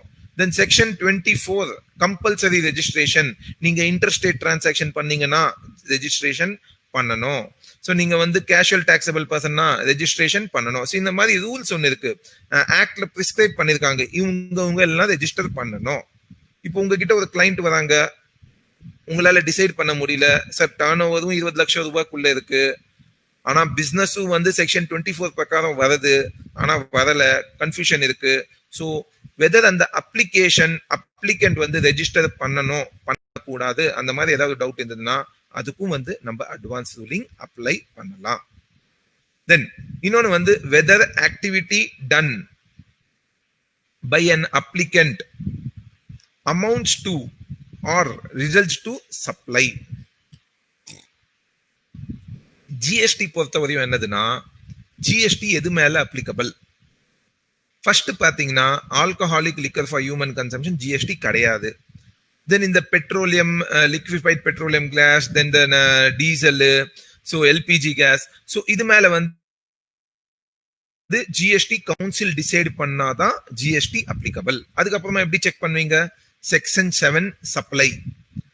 ஜிஎஸ்டி எப்போ அப்ளிகபிள், அது சப்ளை இருந்தாதான் அப்ளிகபிள். சப்ளைல என்ன சொல்லியிருக்காங்க, for a consideration in the course of furtherance of business. So உங்க கிளைண்ட் வந்து ஒரு ஆக்டிவிட்டி பண்றாரு, அது வந்து உங்களால டிசைட் பண்ண முடியல, அது வந்து சப்ளை வருமா வராதா?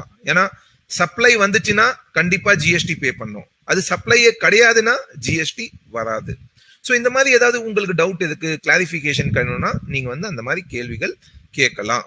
ஸோ இது வந்து எப்போ பண்ணணும்னா இம்பாக்ட் ஆஃப் டேக்ஸ் வந்து ஜாஸ்தியா இருந்தால் அப்ளை பண்ணும். நம்ம வந்து ஏன்னா இது வந்து காஸ்ட் இன்வால்வ்டு, டைம் இன்வால்வ்டு, நம்ம வந்து சும்மா சின்ன சின்ன விஷயத்துக்கு வந்து இது கிளாரிஃபிகேஷன் கிடையாது, இது வந்து high impact.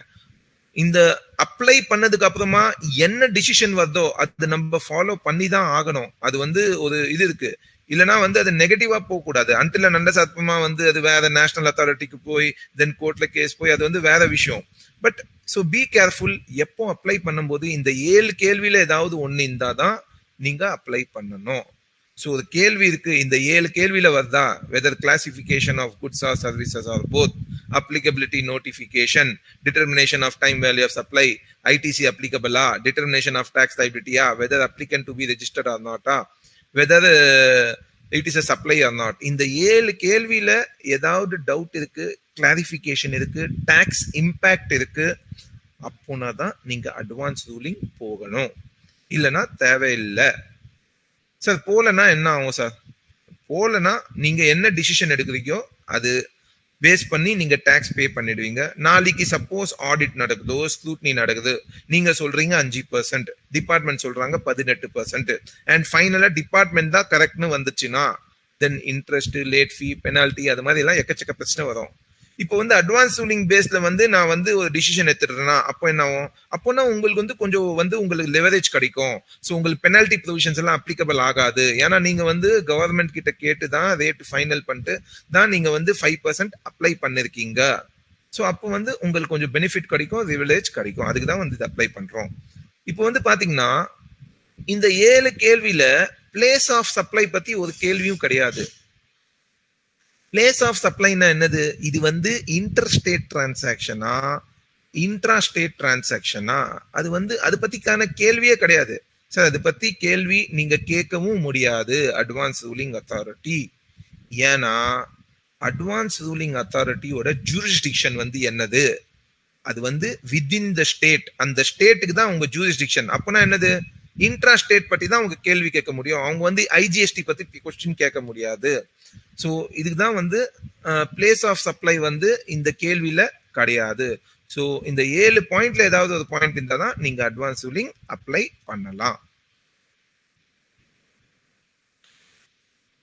So advance ruling procedure என்னது வந்து நம்ம எப்படி அப்ளை பண்ணலாம், என்ன பண்ணணும், என்ன ப்ரொசீஜரு, அந்த அப்ளிகேஷன் போனது அப்புறமா என்ன வரும், போனது அப்புறமா என்ன அவங்க பண்ணுவாங்க, அதுதான் இந்த செக்ஷன் 98.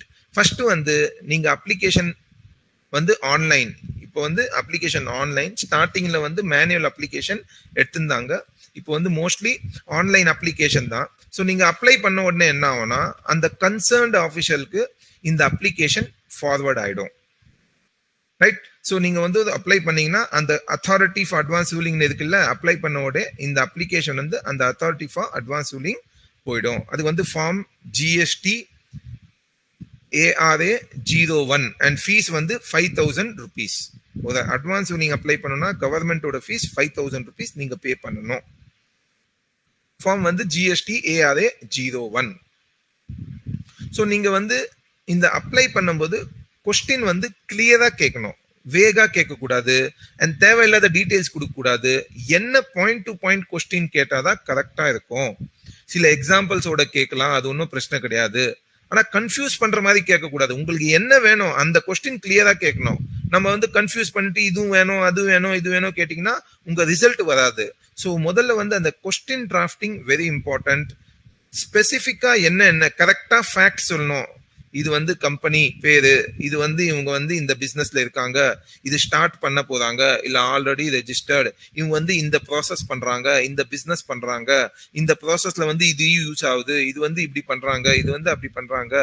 தென் இவங்க வந்து இந்த டவுட், இப்போ நாங்க இப்படி பண்ணா இந்த ரேட் ஆஃப் டாக்ஸ் இருக்கு, இதுல வந்து இப்படி ரேட் ஆஃப் டாக்ஸ் இருக்கு. So whatever questions is there, அது கரெக்டா ஃப்ரேம் பண்ணி குத்தாதான் அதுக்கு வந்து கரெக்டா வந்து ரிசல்ட் வரும். கொஸ்டினை வந்து கன்ஃபியூஸ் பண்ற மாதிரி கேட்டுட்டு அவங்களுக்கும் புரியாம அமிச்சிங்கன்னா அப்ளிகேஷன் ரிஜெக்ட் ஆயிடும். So be careful. அப்ளிகேஷன் வந்து கரெக்டா ஃபில் பண்ணும், உங்க கொஸ்டினர் வந்து கரெக்டா கேட்கணும். ஸோ நீங்க அப்ளை பண்ண உடனே அது அக்செப்ட் ஆகாது. ஃபர்ஸ்ட் வந்து அதை வந்து எக்ஸாமின் பண்ணுவாங்க. எக்ஸாமின் பண்ணிட்டு உங்களுக்கு வந்து ஹியரிங்கும் கூப்பிடலாம், சில டீட்டெயில்ஸும் கேட்கலாம். சில அவங்களுக்கு சில டவுட் இருந்தா நீங்க வந்து இது எதுக்கு அப்ளை பண்ணிருக்கீங்க, இதுல வந்து இப்படி சொல்லிருக்கீங்க, ஆக்சுவலா என்ன இருக்கு, அது வந்து கொஞ்சம் கேட்பாங்க. இல்லைன்னா சாம்பிளும் எத்தனை வர சொல்லுவாங்க. அதுக்கப்புறமா அவங்க டிசைட் பண்ணுவாங்க வெதர் அந்த அப்ளிகேஷனை வந்து அக்செப்ட் பண்ணோமா ரிஜெக்ட் பண்ணோமா. ஸோ அதை ரிஜெக்ட் பண்ணாங்கன்னா உங்களுக்கு ஆப்பர்ச்சுனிட்டி கொடுப்பாங்க. இந்த மாதிரி வந்து நீங்க இப்படி கேள்வி கேட்டிருக்கீங்க, ஆனா வந்து இந்த அப்ளிகேஷன் இந்த விஷயத்துக்கு வந்து நாங்க ரிஜெக்ட் பண்றோம், நீங்க வந்து உங்களுக்கு 15 நாள் டைம் இருக்கு, அந்த 15 நாள் டைம்குள்ள நீங்க ரிப்ளை பண்ணீங்கன்னா ஓகே, இல்லைன்னா your application is rejected. Right. So be careful. எப்போது அப்ளிகேஷன் ரிஜெக்ட் ஆனா உங்களுக்கு வந்து ஒரு ஆப்பர்ச்சுனிட்டி கிடைக்கும் கண்டிப்பா. அட்மிட் ஆயிடுச்சுன்னா நெக்ஸ்ட் ப்ராசஸ்க்கு போயிடும். Right. So application shall not be admitted if question rest.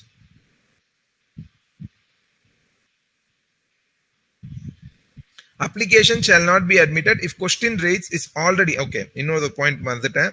இப்போ வந்து நீங்க வந்து ஒரு கேள்வி கேக்குறீங்க, அந்த சிமிலர் கேள்வி வந்து நீங்க ஆல்ரெடி அந்த கேஸ் வந்து அப்பீல்ல போயிருக்கீங்க. சப்போஸ் ஒரு அப்பீல்ல போயிருக்கீங்க, ஒரு ஜிஎஸ்டி அப்பீல்லையோ நீங்க போயிருக்கீங்க இந்த மாதிரி ஒரு இஷ்யூக்கு. அந்த சேம் இஷ்யூக்கு வந்து நீங்க வந்து இப்போ ஏஆர் வாங்குறீங்கன்னா அது வந்து அக்செப்ட் பண்ண மாட்டாங்க. So be careful. ஏதாவது அப்பீல்ல போயிருக்கீங்க, அந்த அப்பீல்ல கேட்ட கேள்விக்கு நீங்க ஏஆர் போகாதீங்க சேம் கம்பெனிக்கு. So application shall not be admitted if question raised is already pending or decided in any proceeding. Suppose ஒரு கேள்வி கேட்குறீங்க, அது வந்து ஆல்ரெடி ஒரு சுப்ரீம் கோர்ட்ல ஜட்மெண்ட் இருக்கு, இல்ல ஹை கோர்ட்ல ஜட்மெண்ட் இருக்கு, அது சேம் கேள்விக்கு வந்து நீங்க வந்து திருப்பி அதுக்கிட்ட கேள்வி கேட்க முடியாது. ஸோ அது கொஞ்சம் கவனமா இருக்கணும். அண்ட் அப்ளிகேஷன் வந்து opportunity of burn without giving opportunity reject பண்ண முடியாது. ஸோ ஈவன் நீங்க வந்து ஒரு அப்ளிகேஷன் ரிஜெக்ட் பண்றாங்கன்னா அவங்க இந்த ரீசன் கொடுக்கணும், இந்த ரீசனுக்கு வந்து நாங்க வந்து உங்க அப்ளிகேஷனை ரிஜெக்ட் பண்ணறோம். ஸோ அந்த உங்க if you are not happy, இல்ல வந்து அவங்க ரிஜெக்ஷன் வந்து தப்பா பண்ணிருக்காங்கன்னா தென் அப்பலேட் அத்தாரிட்டிக்கும் நீங்க போகலாம். ஸோ அந்த மாதிரி ஆப்ஷன்ஸ் எல்லாம் இருக்கு. ஸோ ஒன்ஸ் அப்ளிகேஷன் அட்மிட் ஆச்சுன்னா அப்போ என்ன ஆகும்? ஸோ அட்மிட் ஆச்சுன்னா அவங்க வந்து காப்பி ஆஃப் ஆர்டர் டிசைட் பண்ணிட்டு விதின் 90 days அவங்க வந்து அதை டிசைட் பண்ணணும். ஸோ அந்த 90 days டிசைட் பண்ணிட்டு அந்த ஆர்டர் காப்பியை வந்து under section 98 subsection 2 shall be sent to the applicant and the concerned jurisdictional officer. See, இப்போ அப்ளை யார் பண்ணலாம்? either the registered person or புதுசா யார் பிசினஸ் ஸ்டார்ட் பண்றாங்களோ அவங்க தான் பண்ணலாம். அந்த ரெஜிஸ்டர்ட் பர்சனுக்கு ஒரு ஆபீசர் இருப்பாங்க, டெசிக்னேட்டட் ஆபீசர், அதுதான் concerned office. So for every registered person there will be a concerned officer. So அந்த அப்ளிகேஷன் ஆர்டர் வந்து அப்ளிகண்ட்டுக்கும் அந்த கன்சர்ன்ட் ஆபீசருக்கு தான் ரிப்ளை கொடுப்பாங்க, வேற யாருக்குமே கொடுக்க மாட்டாங்க. So application admitted under section 98(2) after examining the materials provided of opportunity being heard, the advance ruling will be announced. So admit ஆச்சுன்னா அதுக்கு ஒரு ஆர்டர் வந்து அப்ளிகண்ட்டுக்கு அனுப்புவாங்க, இந்த மாதிரி வந்து நீங்க அப்ளை பண்ணிருக்கீங்க அட்வான்ஸ் ரூலிங், இது வந்து நாங்க வந்து அக்செப்ட் பண்ணிருக்கோம். அதே மாதிரி அந்த கன்சர்ன்ட் ஆபீசருக்கும் ஒரு அப்ளிகேஷன் போகும், இந்த மாதிரி வந்து இந்த அசசி உங்க ஜூரிஸ்டிக்ஷனோட அசசி அவங்க வந்து இந்த அப்ளிகேஷன் அப்ளை பண்ணிருக்காங்க, அது வந்து நாங்க அக்செப்ட் பண்ணிருக்கோம். அண்ட் அந்த அக்செப்ட் பண்ணது அப்புறமா என்ன பண்ணுவாங்கன்னா அது வந்து ஸ்டடி பண்ணுவாங்க. ஸோ ஆல்ரெடி சொன்னேன்ல 2 ஆஃபீஸர் இருப்பாங்க, சென்ட்ரல் கவர்மெண்ட், ஸ்டேட் கவர்மெண்ட். நீங்க என்ன கேள்வி போயிட்டு இருக்கீங்களோ அது வந்து ஸ்டடி பண்ணுவாங்க, அதுக்கு தகுந்த மெட்டீரியல்ஸும் நீங்க கொடுக்கணும். சப்போஸ் ஏதாவது மேனுஃபேக்சரிங் இருக்குன்னா அதோட சாம்பிளும் நீங்க எடுத்துன்னு வந்து கொடுக்கணும். அவங்க வந்து வேரியஸ் ஹியரிங் கூடுவாங்க, அதை நீங்க எக்ஸ்பிளைன் பண்ணணும். அது எக்ஸ்பிளைன் பண்ணதுக்கு அப்புறமா தான் அவங்க வந்து அட்வான்ஸ் ரூலிங் டிசிஷன் கொடுப்பாங்க. Where member of authority differ on any question, state points they differ and make reference to appellate authority for the hearing. So இப்போ வந்து நமக்கே டவுட்னு வந்து நம்ம வந்து கவர்மெண்ட் கிட்ட போதும், அப்பல்லட் அத்தாரிட்டி கிட்ட போதும், சார் இது வந்து எனக்கு டவுட்டு. அதுல வந்து 2 ஆபீசர் இருக்காங்க, ஒன்னு வந்து சென்ட்ரல் ஆபீசர், இன்னொன்னு வந்து ஸ்டேட் ஆபீசர். இப்போ சென்ட்ரல் ஆபீசர் வந்து ஒரு ஆன்சர் சொல்றாரு, ஸ்டேட் ஆபீசர் வந்து ஒரு ஆன்சர் சொல்றாங்க. அவங்க 2 பேருக்கும் ஒத்து வரல. இவங்க சொல்றாங்க இல்ல என் பிரகாரம் இது டாக்ஸ் வரும், இல்ல என் பிரகாரம் இது டாக்ஸ் வரும். சோ அப்போ என்ன பண்ணலாம்னா அந்த 2 ஆபீசர் வந்து அவங்க டவுட்டை கிளாரிஃபை பண்றதுக்கு யாரு கரெக்ட்னு அவங்க வந்து திருப்பி அப்பல்லட் அத்தாரிட்டி கிட்டயும் அப்ளை பண்ணலாம். புரிஞ்சுதா? சோ இப்போ 2 ஆபீசருக்கு நடுவுல ஏதாவது கன்ஃபியூஷன் இருக்கு, அவங்க ஆன்சர் வந்து டிஃபர் வருதுன்னா அவங்க வந்து அப்பல்லட் அத்தாரிட்டிக்கு ரெஃபர் பண்ணிட்டு அப்பல்லட் அத்தாரிட்டி என்ன டிசிஷன் கொடுப்பாங்களோ அதுதான் ஃபைனலா இருக்கும். So where so appellate authority will be taking the decision.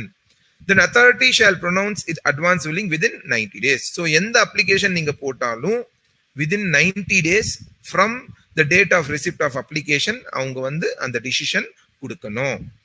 Then advance ruling copy signed and certified shall be sent to the applicant and the concerned officer and the jurisdictional officer.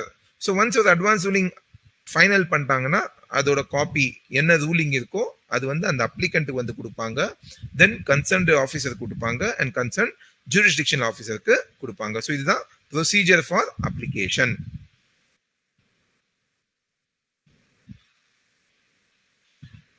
So advance ruling section 100 appeal to appellate authority. இப்போ வந்து நம்ம advance ruling வந்து apply பண்ணிட்டோம், நமக்கு வந்து advance ரூலிங்கோட ruling வந்திருக்கு. நான் அந்த ரூலிங்கோட I am not happy, whatever answer is given I am not accepting that answer. So அதுக்கு வந்து எனக்கு வந்து என்ன பரிகாரம் இருக்கு, நான் என்ன பண்ணலாம் அப்படின்னா நீங்க என்ன பண்ணலாம்னா அந்த ரூலிங்க்கு வந்து நீங்க அப்பல்லட் அத்தாரிட்டி கிட்ட போய் அப்பீல் பண்ணலாம். இந்த மாதிரி வந்து என் பிரகாரம் இது இருக்கு, இது வந்து கரெக்ட் கிடையாது, என் பிரகாரம் இதுதான் ஃபேக்ட்ஸ் ஆஃப் த கேஸ், இது பிரகாரம் இந்த டாக்ஸ் வரும், இது அப்ளிகபிலிட்டி வரும், ஆனா அட்வான்ஸ் ரூலிங் இப்படி பண்ணிருக்காங்க, so I am aggrieved of the advance ruling, so you take a decision சொல்லிட்டு நம்ம வந்து அப்பீல் போகலாம். ஆனா அந்த அப்பீல் யாருக்கிட்ட போட்டோம்னா அட்வான்ஸ் ரூலிங் அப்பல்லட் அத்தாரிட்டி கிட்ட தான் போகணும், ஜிஎஸ்டி அப்பல்லட் அத்தாரிட்டி கிட்ட போக கூடாது. ரைட்? சோ இது யார் போகலாம் அப்பீல்? இப்போ 2 பேர் இருக்காங்க இதுல, எந்த ஏஏஆர் வந்தாலும் 2 பேர் அஃபெக்ட் ஆவாங்க. யார் யார் அஃபெக்ட் ஆவாங்க? ஒன்னு வந்து அப்ளிகண்ட், இன்னொன்னு வந்து ஆபீசர், கன்சர்ன்டு ஜூரிஸ்டிக்ஷனல் ஆபீசர். இப்போ வந்து எய்தர் அப்ளிகண்ட் வந்து அக்ரீவ்டு, இல்ல இது வந்து தப்பு ஆபீசர் சொன்னது இல்லையா, கன்சர்ன்டு ஆபீசர் யாரு, இப்போ வந்து எந்த ஆபீசர் வந்து ரூலிங் கொடுத்துருக்காங்களோ அவர் சொல்ற இந்த அட்வான்ஸ் ரூலிங்கே தப்பு, அந்த அப்ளிகண்ட் வந்து 18% தான் வரும், 5% வராது, ஆனா இது ரூலிங் தப்பு இருக்கு. ஸோ ஆபீசரும் வந்து அப்பலட் அத்தாரிட்டி கிட்ட போகலாம், அப்ளிகண்ட்டும் அப்பலட் அத்தாரிட்டி கிட்ட போகலாம். வித்தியாசம் என்னன்னா, ஆபீசர் அப்பலட் அத்தாரிட்டி கிட்ட போனா எந்த ஃபீஸும் பே பண்ண தேவையில்லை. அப்பலட் வந்து அப்ளிகண்ட் வந்து அட்வான்ஸ் ரூலிங் அத்தாரிட்டி கிட்ட போனாதான் அப்ளிகேஷன் ஃபீஸ் பே பண்ணும். ஸோ எவ்வளவு நாள்ல பண்ணும்? Concern jurisdictional applicant or jurisdictional officer or applicant aggrieved by the advance ruling under section 98(4) may appeal to authority. எவ்வளவு நாள்ல? within 30 days. So within 30 days of receipt of the ruling. So ruling வந்து 30 நாள்ல நீங்க appeal போகலாம்.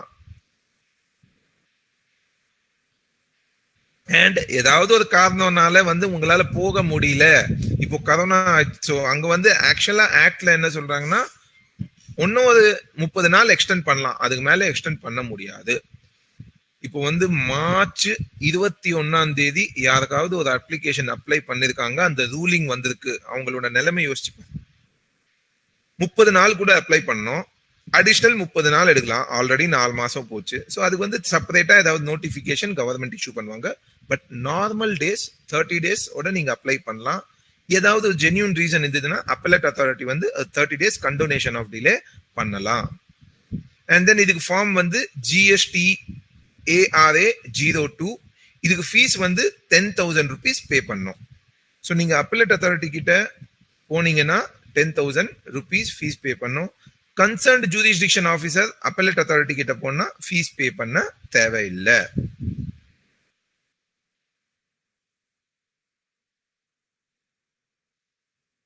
இப்போ வந்து appellate authority வந்து எப்படி வந்து ஆர்டர் கொடுப்பாங்க, அவங்க ப்ராசஸ் என்ன இருக்கு? ஸோ அப்பலட் அத்தாரிட்டி திருப்பி opportunity of been heard will pass such order confirming or modifying the ruling. So appellate authority நீங்க அப்ளை பண்ணிட்டீங்கன்னா அவங்க என்ன பண்ணுவாங்க, திருப்பி ஒரு ஹியரிங் கூப்பிடுவாங்க, ஆஃபீஸரையும் கூப்பிடுவாங்க, உங்களையும் கூப்பிடுவாங்க, உங்க சைடு கேட்பாங்க, அவங்க சைடு கேட்பாங்க, கேள்வி கேட்பாங்க, அதுக்கப்புறமா டிசிஷன் எடுப்பாங்க. அந்த டிசிஷன் என்ன இருக்கலாம்? ஒன்னு, இந்த ஆர்டர் வந்து கரெக்ட், இன்னொன்னு இந்த ஆர்டர் வந்து நான் மாடிஃபை பண்றேன். ஸோ இந்த 2 டிசிஷன் எடுக்கலாம். ஸோ ஆல்ரெடி அட்வான்ஸ் ரூலிங் என்ன கொடுத்துருக்காங்களோ அது வந்து கரெக்ட்னு சொல்லலாம், இல்லைன்னா இது வந்து கரெக்ட் கிடையாது, இதுதான் கரெக்டட் ஒன்னு, ஸோ அதுதான் modified the advance ruling. So கரெக்ட்னா அதே தான் நீங்க வச்சுட்டு வந்து நீங்க ப்ரொசீட் பண்ணணும். கரெக்ட் இல்லைன்னா தென் அந்த மாடிஃபைடு என்ன வெர்ஷன் இருக்கோ அது பேஸ் பண்ணிட்டு உங்க டிரான்சாக்ஷன்ஸை ப்ரொசீட் பண்ணலாம். திருப்பி appellate for advance ruling authority எவ்வளவு நாள்ல வந்து டிசிஷன் கொடுக்கணும்னா வித்தின் 90 days. ஸோ ஒரு அட்வான்ஸ் ரூலிங் அப்ளை பண்றீங்கன்னா first 90 days for getting the ruling from advance ruling authority, 30 days 30 நாள் வந்து உங்களுக்கு அப்பீல் போறதுக்கு, அதுக்கப்புறமா ஒரு 90 days for getting the result from the appellate authority if you are not satisfied or officer not satisfied. So டோட்டலா பாத்தீங்கன்னா ஒரு 210 நாள் ஆகும்.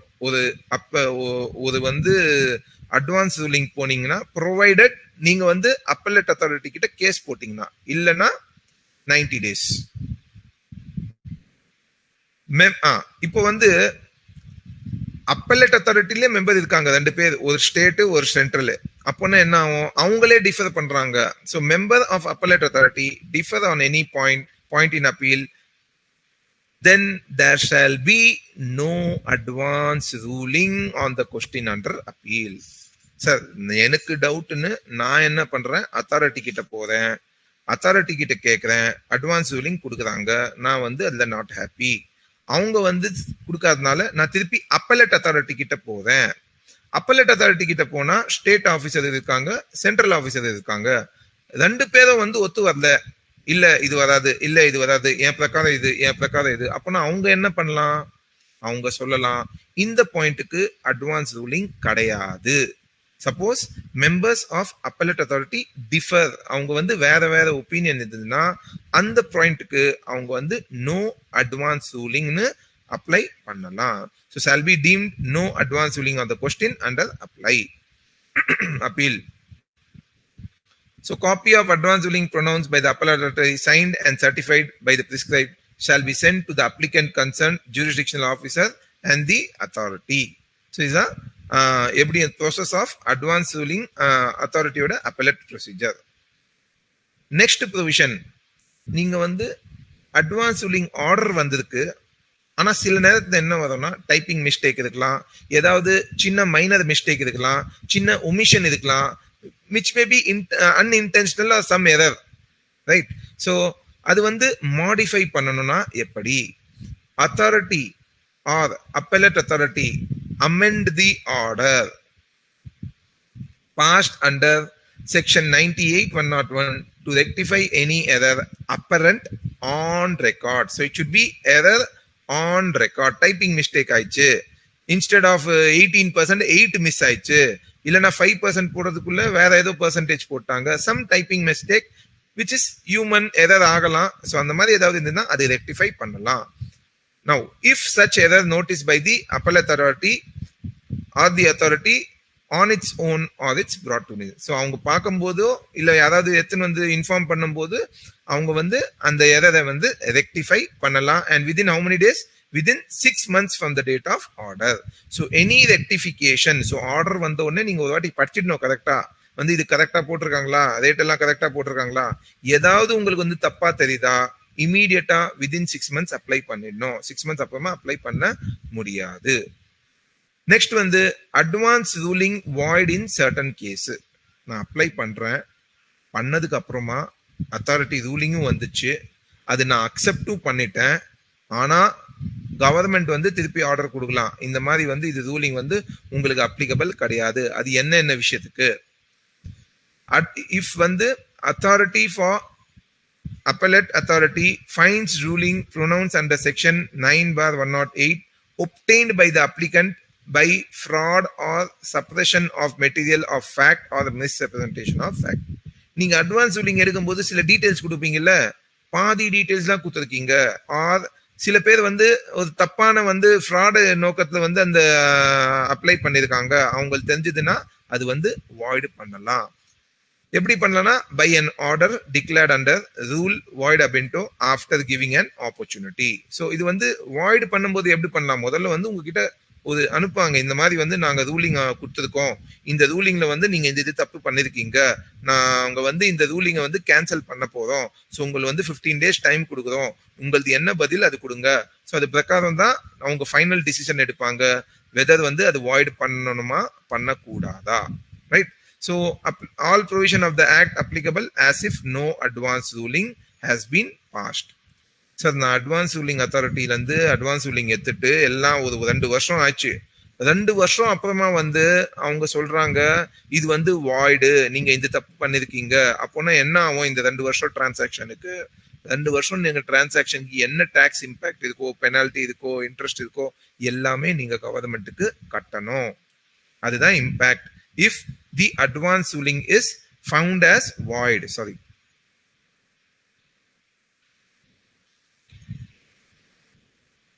இப்போ வெரி இம்பார்ட்டன்ட் திங், நிறைய பேர்ல வந்து நான் பார்த்திருக்கேன் இந்த மாதிரி வந்து கேள்வி இருக்கு, சார் அந்த கேரளால இருந்து ஒரு அட்வான்ஸ் ரூலிங் அத்தாரிட்டி இந்த மாதிரி பதில் கொடுத்துருக்காங்க, இதனால இது இம்பாக்ட் இருக்கு, ராஜஸ்தான் அட்வான்ஸ் ரூலிங் அத்தாரிட்டில இருந்து இந்த பதில் கொடுத்துருக்காங்க, ஸோ இது வந்து தப்பாச்சு சார், இது ஏன் பிரகாரம் தப்பு? ஸோ அவங்களுக்குள்ள நிறைய டவுட்ஸ் இருக்கு, நிறைய பிசினஸ்மேன் வந்து இந்த அட்வான்ஸ் ரூலிங்னால நிறைய வந்து கன்ஃபியூஷன்ல இருக்காங்க, எது வந்து நான் வந்து ஃபாலோ பண்ணணும்? முதல்ல வந்து புரிஞ்சுக்குங்க, இந்த அட்வான்ஸ் ரூலிங் யாருக்கு அப்ளிகபிள்? எல்லாருக்கும் அப்ளிகபிள் கிடையாது. So any advance ruling pronounced by authority or appellate authority shall be binding first. யாருக்கு applicable? On the applicant who has sought the advance ruling. Second, to the concerned jurisdictional officer in respect of the application. So ஏதாவது ஒரு advance ruling வந்ததுன்னா யார் apply பண்றாங்களோ அவங்களுக்கு தான் அது அவங்க அப்ளிகபிள். அந்த கன்சர்ன்ட் ஜூரிஸ்டிக்ஷனல் ஆபீசரும் அந்த கேஸுக்கு மட்டும்தான் அது அப்ளை பண்ணலாம். இது வச்சுட்டு சப்போஸ் கேரளால வந்து ஒரு அட்வான்ஸ் ரூலிங் வருது, அந்த பேஸ் பண்ணிட்டு தமிழ்நாட்டில் இருக்கிற ஆபீசர் வந்து அந்த ஏஆர் பேஸ் பண்ணிட்டு டிசிஷன் எடுக்க முடியாது. So please be careful. Advance ruling applicable வந்து வெறும் ஃபார் அப்ளிகண்ட், யார் அப்ளை பண்றாங்க. It is not applicable for you if you are not party to it. It is not applicable to your officer if he is not party to that. So it is only applicable to the applicant and his concerned jurisdictional officer. And same way National Appellate Authority, அது வந்து யாருக்கு applicableனா யார் applicant apply பண்ணிருக்காங்க அவங்களுக்கும் அவங்க same PAN number distinct person இருக்க என்னது ஒரு PAN number multiple GST number, அதுதான் டிஸ்டிங்க்ட் பர்சன். அவங்க தான் வந்து இந்த நேஷனல் அப்பலேட் அத்தாரிட்டியில அப்ளிகேஷன் போட முடியும். ஸோ அந்த சேம் பேன் நம்பர் ரெஜிஸ்டர்ட் டீலருக்கும் அந்த கன்சர்ன்ட் ஆஃபீஸருக்கு தான் அது அப்ளிகபிள். ஸோ இது ஒரு வெரி வெரி இம்பார்ட்டன்ட் பாயிண்ட். நிறைய பேர் வந்து இதில் வந்து புரிஞ்சிக்க மாட்டேங்கிறாங்க. எனக்கும் வந்து நிறைய கேள்வி வந்திருக்கு. எஸ்பெஷலி ஒரு கேஸ் லா இருக்கு, clay craft India private limited. நிறைய பேருக்கு ஞாபகம் இருக்கும். இது வந்து ஒரு important question regarding private limited companies and limited companies வந்து director remuneration section 9 subsection 3 notification பிரகாரம் any amount paid to directors by the body corporate for services provided to by the body corporate RCM is applicable. இப்போ already நிறைய பேர் மனசுல வந்து ஒரு doubt இருந்தது. இப்போ டைரக்டருக்கு வந்து சேலரி கொடுக்குறோம், ரெமுனரேஷன் கொடுக்குறோம், அதுல வந்து ஆர்சிஎம் வருமா வராதா? So Rajasthan advance ruling authority clay craft India AAR 2019-2020/33 dated 22/2020 வந்து ஒரு அட்வான்ஸ் ரூலிங் இஷ்யூ பண்ணியிருக்காங்க. ஆமா, ஆர்சிஎம் வரும். திருப்பி அது பேஸ் பண்ணிட்டு எல்லாரும் பயப்படுறாங்க, ஐயோ எங்களுக்கும் வந்துடும், நாங்க வந்து பிடிக்கலையே. சி ப்ளீஸ், அந்த ஒரு கிளாரிஃபிகேஷனால நிறைய எனக்கே கேள்வி கேட்டிருக்காங்க. தென் அப்புறமா ஒரு சர்க்குலரும் போர்டு இஷ்யூ பண்ணிருக்கு, கவர்மெண்ட்டும் ஒரு சர்க்குலர் இஷ்யூ பண்ணிருக்காங்க. ஸோ ஒரு டைரக்டர் ரெமுனரேஷன், இப்போ ஒரு எக்ஸிக்யூட்டிவ் டைரக்டர் கொடுக்குறீங்க, அவங்களுக்கு வந்து ஆஸ் அ சேலரி கொடுக்குறீங்க, வேர் there is employer and employee relationship as per schedule 1 RCM வராது. ஸோ அந்த மாதிரி வந்து அந்த ஏஏஆர் வந்து உங்களுக்கு அப்ளிகபிள் ஆகும், அது ஆகாது. அந்த ஏஏஆர் பேஸ் பண்ணிட்டு உங்க ஆஃபீஸர் வந்து உங்க மேல சார்ஜ் போட முடியாது. So once again I am telling, advance ruling எப்பாவது படிச்சீங்கன்னா ஒரு நாலேஜ்க்கு ஒரு அண்டர்ஸ்டாண்டிங்க்கு நீங்க யூஸ் பண்ணலாம். பட் சேம் உங்களுக்கு அப்ளிகபிள் ஆகுமா? நோ. உங்க ஸ்டேட்டுக்கு வேற அட்வான்ஸ் ரூலிங் அத்தாரிட்டி, வேற ஸ்டேட்டுக்கு வேற advance ruling authority. Then what is the power of advance ruling authority or the appellate authority? So அவங்க வந்து they can come to your place, they can discover if doubt இருந்ததுன்னா அவங்க உங்க பிளேஸ்ல இன்ஸ்பெக்ஷனும் போடலாம். and then on oath வந்து உங்களை கூப்பிடலாம் ஆஃபீஸுக்கு இது கேள்வி கேட்கறதுக்கு. ஸோ நோட்டிசேஷன் இஷ்யூ பண்ணலாம்.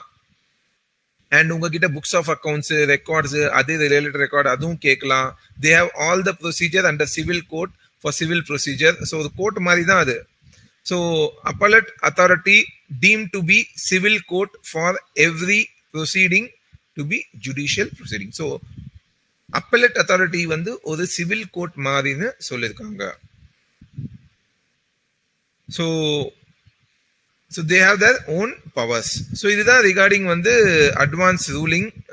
வாட் இஸ் த ப்ரொசீஜர், யாருக்கு அப்ளிகபிலிட்டி, என்னென்ன கொஸ்டின்ஸ்க்கு கேட்கலாம், அவங்க பவர் என்ன இருக்கு, அவங்க எப்படி ப்ராசஸ் பண்ணுவாங்க, இதுதான் நம்ம வந்து பார்த்துருக்கோம். Then rules regarding advance ruling already நம்ம டிஸ்கஸ் பண்ணியிருக்கோம். ஃபார் அட்வான்ஸ் ரூலிங் வந்து ஜிஎஸ்டி ARA 01 ஃபீஸ் வந்து 5000 ரூபாய். Then GST ARA 02 that is 10,000 rupees. இப்போ வந்து ஆஃபீஸரே வந்து அப்பீல்ல போனாங்கன்னா அவங்களுக்கு வந்து நோ ஃபீஸ். பட் அவங்களுக்கு ஃபார்ம் வந்து GST ARA 02. So concerned officer வந்து அப்பீலுக்கு போனாங்கன்னா இது வந்து அவங்களுக்கு வந்து ஃபீஸ் கிடையாது, இந்த ஃபார்ம் யூஸ் பண்ணோம். And then qualification and appointing the members of advance ruling authority not below the rank of joint commissioner. இது ஆல்ரெடி நம்ம எக்ஸ்பிளைன் பண்ணியிருக்கோம். ஸோ இதுதான் ரிகார்டிங் தி அட்வான்ஸ் ரூலிங். இப்போ இந்த அட்வான்ஸ் ரூலிங்ல 2019 அமெண்ட்மெண்ட் ஆக்ட்ல வந்து புதுசா வந்து ஒரு national appellate authority for advance ரூலிங்னு எடுத்துன்னு வந்திருக்காங்க. ஸோ அந்த national appellate for advance ruling அப்படின்னா என்னது, எதுக்காக யூஸ் பண்ணுவாங்க?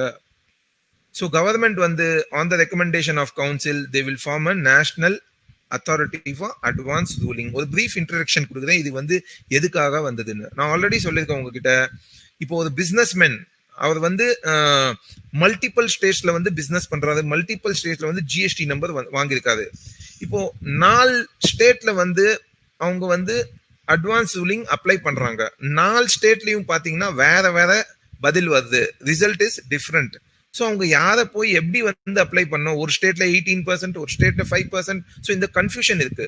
ஸோ அதுக்கு தான் என்ன பண்ணிருக்காங்கன்னா ஒரு நேஷனல் அப்பலட் அத்தாரிட்டின்னு ஃபார்ம் பண்ணிருக்காங்க. இந்த மாதிரி கேசஸ்க்கு யாருக்கு வந்து மோர் தேன் 2 or 3 கேசஸ்க்கு வந்து உங்களுக்கு வந்து ஸ்டேட்ல வந்து இந்த டவுட் இருக்கு, இந்த மாதிரி கொஸ்டின் இருக்கு, பிரச்சனை இருக்கு, அவங்க வந்து national authority for advance ruling கிட்ட போகலாம். So national authority for advance ruling வந்து கவர்மெண்ட் ரெக்கமெண்டேஷன்ல ஆகும். ஸோ அவங்க தான் இந்த அட்வான்ஸ் ரூலிங் ஹியரிங் வந்து பார்ப்பாங்க. Who will be the members of this national appellate authority is one, the president. யார் president இருப்பாங்கன்னா either judge of the Supreme Court, or he has been the chief justice of High Court, or he has been the judge of High Court for a period not less than 5 years. Then 3 பேர் most important members of this national appellate authority. ஒன்னு வந்து president, ரெண்டு வந்து technical member. One technical member from the state who can be a member of Indian Revenue, Customs and Central Excise Group A, has completed at least 15 years of service. Technical member of the state, adhe mari or state officer not below the rank of additional commissioner of value added tax, and at least 3 years of experience in the administration. So idla vandu president of national appellate authority vandu shall be the president of national appellate authority shall be appointed by the government after consultation with the chief justice of India or its nominee. Suppose வந்து அந்த பிரசிடென்டோட post வந்து vacant ஆயிடுச்சு because of the death of the president, or he is unable to continue his post, then the other members by themselves can select the president and act as a president till that prescribed period. Then technical member appointment, சென்டருக்கு வந்து central government பண்ணுவாங்க, ஸ்டேட்டுக்கு வந்து state government பண்ணுவாங்க. அந்த appointment வந்து ஃபுல்லா வேலிடா இருக்கும் and invalid merely by reason of no vacancy or defect in the constitution or selection committee. Suppose as minor defect நால அவங்க வந்து அப்ளை பண்ண கூடாது, அவங்க வந்து மெம்பரா இருக்க கூடாது, ஆனா அவங்க மெம்பர் ஆயிட்டாங்கன்னா அதனால அது இன்வாலிட் ஆகாது. தென் அப்பாயிண்ட் பண்றதுக்கு முன்னாடி இவங்க வந்து செக் பண்ணோம், கவர்மெண்ட் ஷுட் செக் வந்து இவங்க வந்து they don't have any financial interest on any of the cases or similar kind of things. Then president வந்து 3 வருஷத்துக்கு அப்பாயிண்ட் ஆவாங்க national appellate authority of advance ரூலிங்க்கு, and he is also again eligible for reappointment. Technical மெம்பரோட பாத்தீங்கன்னா 5 years appointment இருக்கும், maximum age of 65 years. பிரசிடென்ட்க்கு வந்து maximum age வந்து டிஃபைன் பண்ணல. In case resignation by president, then the suppose president apply பண்றாரு நான் வந்து ரிசைன் பண்ணணும், டில் வந்து அந்த ரெசிக்னேஷன் அக்செப்ட் ஆகலையோ அந்த டைம் வரையும் அவங்க வந்து பிரசிடென்டா இருப்பாங்க. ஆர் டில் த டைம் புது பிரசிடென்ட் அப்பாயிண்ட் ஆகலையோ அந்த டைம் வரையும் அவங்க வந்து பிரசிடென்டா இருப்பாங்க. தென் சில categories, suppose he has become adjudicated, convicted, அந்த மீன்ஸ் நேஷனல் அத்தாரிட்டியோட பிரசிடென்ட்டோ இல்ல மெம்பரோ, if they come under these categories, then they can be removed from that post. Then யார் வந்து நேஷனல் அப்பellate அத்தாரிட்டிக்கு வந்து அப்ளை பண்ணலாம்? ஸோ இப்போ பார்த்தீங்கன்னா in respect of question refer to section 2 of subsection 97, already நம்ம அந்த 7 கொஸ்டின் பார்த்தோம்ல, அந்த கொஸ்டின்லயோ செக்ஷன் 101லயோ any officer authorised by the commissioner or the applicant been a distinct person referred to in section 25 aggrieved by such advance ruling may prefer to apply. So yaar apply பண்ணலாம்? Authority of advance ruling authority is given by 2 or more state. So 2 ஸ்டேட்டுக்கு மேல ஒரே pan நம்பருக்கு more than 2 GST number, அந்த same pan நம்பருக்கு 2 state மேல AR இருக்கு, conflicting remarks இருக்குன்னா அவங்க வந்து நேஷனல் அப்பல்லட் அத்தாரிட்டி கிட்ட போகலாம். இல்லையா அந்த கன்சர்ன்ட் ஆஃபீஸர், அந்த ஜூரிஸ்டிக்ஷனல் ஆஃபீஸர் இருக்காங்க இல்ல, அந்த சேம் டிஸ்டிங்க்ட் பர்சனுக்கு அவங்களும் அப்பீலுக்கு போகலாம். So this is what. So எவ்வளோ நாள் அப்பீல் போகணும்? Within 30 days, further extension 30 days. இப்போ அப்ளிகண்ட்னா within 30 days of receiving the advance ruling அவங்க வந்து அப்ளை பண்ணலாம். ஃபர்தர் எக்ஸ்டென்ஷன் 30 days பண்ணுவாங்க. ஆஃபீஸர்னா within 90 days of receiving the order. Then prescribe form and fees. So again the national appellate authority வந்து ஒரு opportunity கொடுப்பாங்க. திருப்பி அந்த டீட்டெயில்ஸு, எக்ஸ்பிளனேஷனு, இயரிங்ஸு அதெல்லாம் கேட்பாங்க. அது பிரகாரம் வந்து ஃபைனல் டிசிஷன் கொடுப்பாங்க. ஸோ தென் சப்போஸ் அந்த நேஷனல் சப்போஸ் அந்த நேஷனல் அப்பல்லட் அத்தாரிட்டி வந்து they differ under the opinion, suppose அவங்களுக்குள்ளே வந்து ஒரு டிஃபரன்ஸ் இருக்கு, then it shall be decided according to the opinion of the majority. இப்போ அட்வான்ஸ் ரூலிங்ல பாத்தீங்கன்னா 2 பேர் இருக்காங்க. அப்பல்லட் அத்தாரிட்டி ஃபார் அட்வான்ஸ் ரூலிங் 2 பேர் இருக்காங்க. ஸோ அங்க வந்து மெஜாரிட்டின்னு போக முடியாது. பட் நேஷனல் அப்பல்லட் அத்தாரிட்டி பாத்தீங்கன்னா 3 பேர் இருக்காங்க. 1 resident, 1 another technical member of the state, another technical member of the central. Suppose அவங்க 3 பேருக்குள்ள டிஃபரன்ஸ் இருக்குன்னா மெஜாரிட்டி யார் இருக்காங்களோ அது பேஸ் பண்ணி அவங்க டிசிஷன் எடுக்கலாம். அண்ட் விதின் 90 days இதுக்கு வந்து அவங்க வந்து இதுக்கு வரலாம், என்னது ஆர்டர் பாஸ் பண்ணணும். ஸோ இதுதான் ஒரு அட்வான்ஸ் ரூலிங்கோட overall picture. What is advance ruling, யார் அப்ளை பண்ணலாம், என்ன கொஸ்டினுக்கு அப்ளை பண்ணலாம், அது வந்து அட்வான்ஸ் ரூலிங் வந்ததுன்னா என்ன பண்ணலாம், எப்படி ப்ரொசீஸ் பண்ணலாம், then what is national ruling authority, and then ஒரு கிளேட்டான் இது மாதிரி நிறைய இருக்கு. பட் எல்லாமே வந்து எல்லாருக்கும் அப்ளை ஆகாது. அது வந்து ஒன்று வந்து மனசில் வச்சிடுங்க. அது மேபி நீங்க ரெஃபரன்ஸ்க்காக யூஸ் பண்ணலாம் எனி அட்வான்ஸ் ரூலிங் அத்தாரிட்டி தவிர that is not the final thing for you. It is only applicable for the applicant and the concerned jurisdictional officer. So இதோட என்ன தெரிஞ்சு நான் என்ன இருக்கும் நம்ம. Don't forget to subscribe to our Vari Alosgagal Sangam YouTube channel. Please like, comment and subscribe to our channel and click the bell icon to get video updates.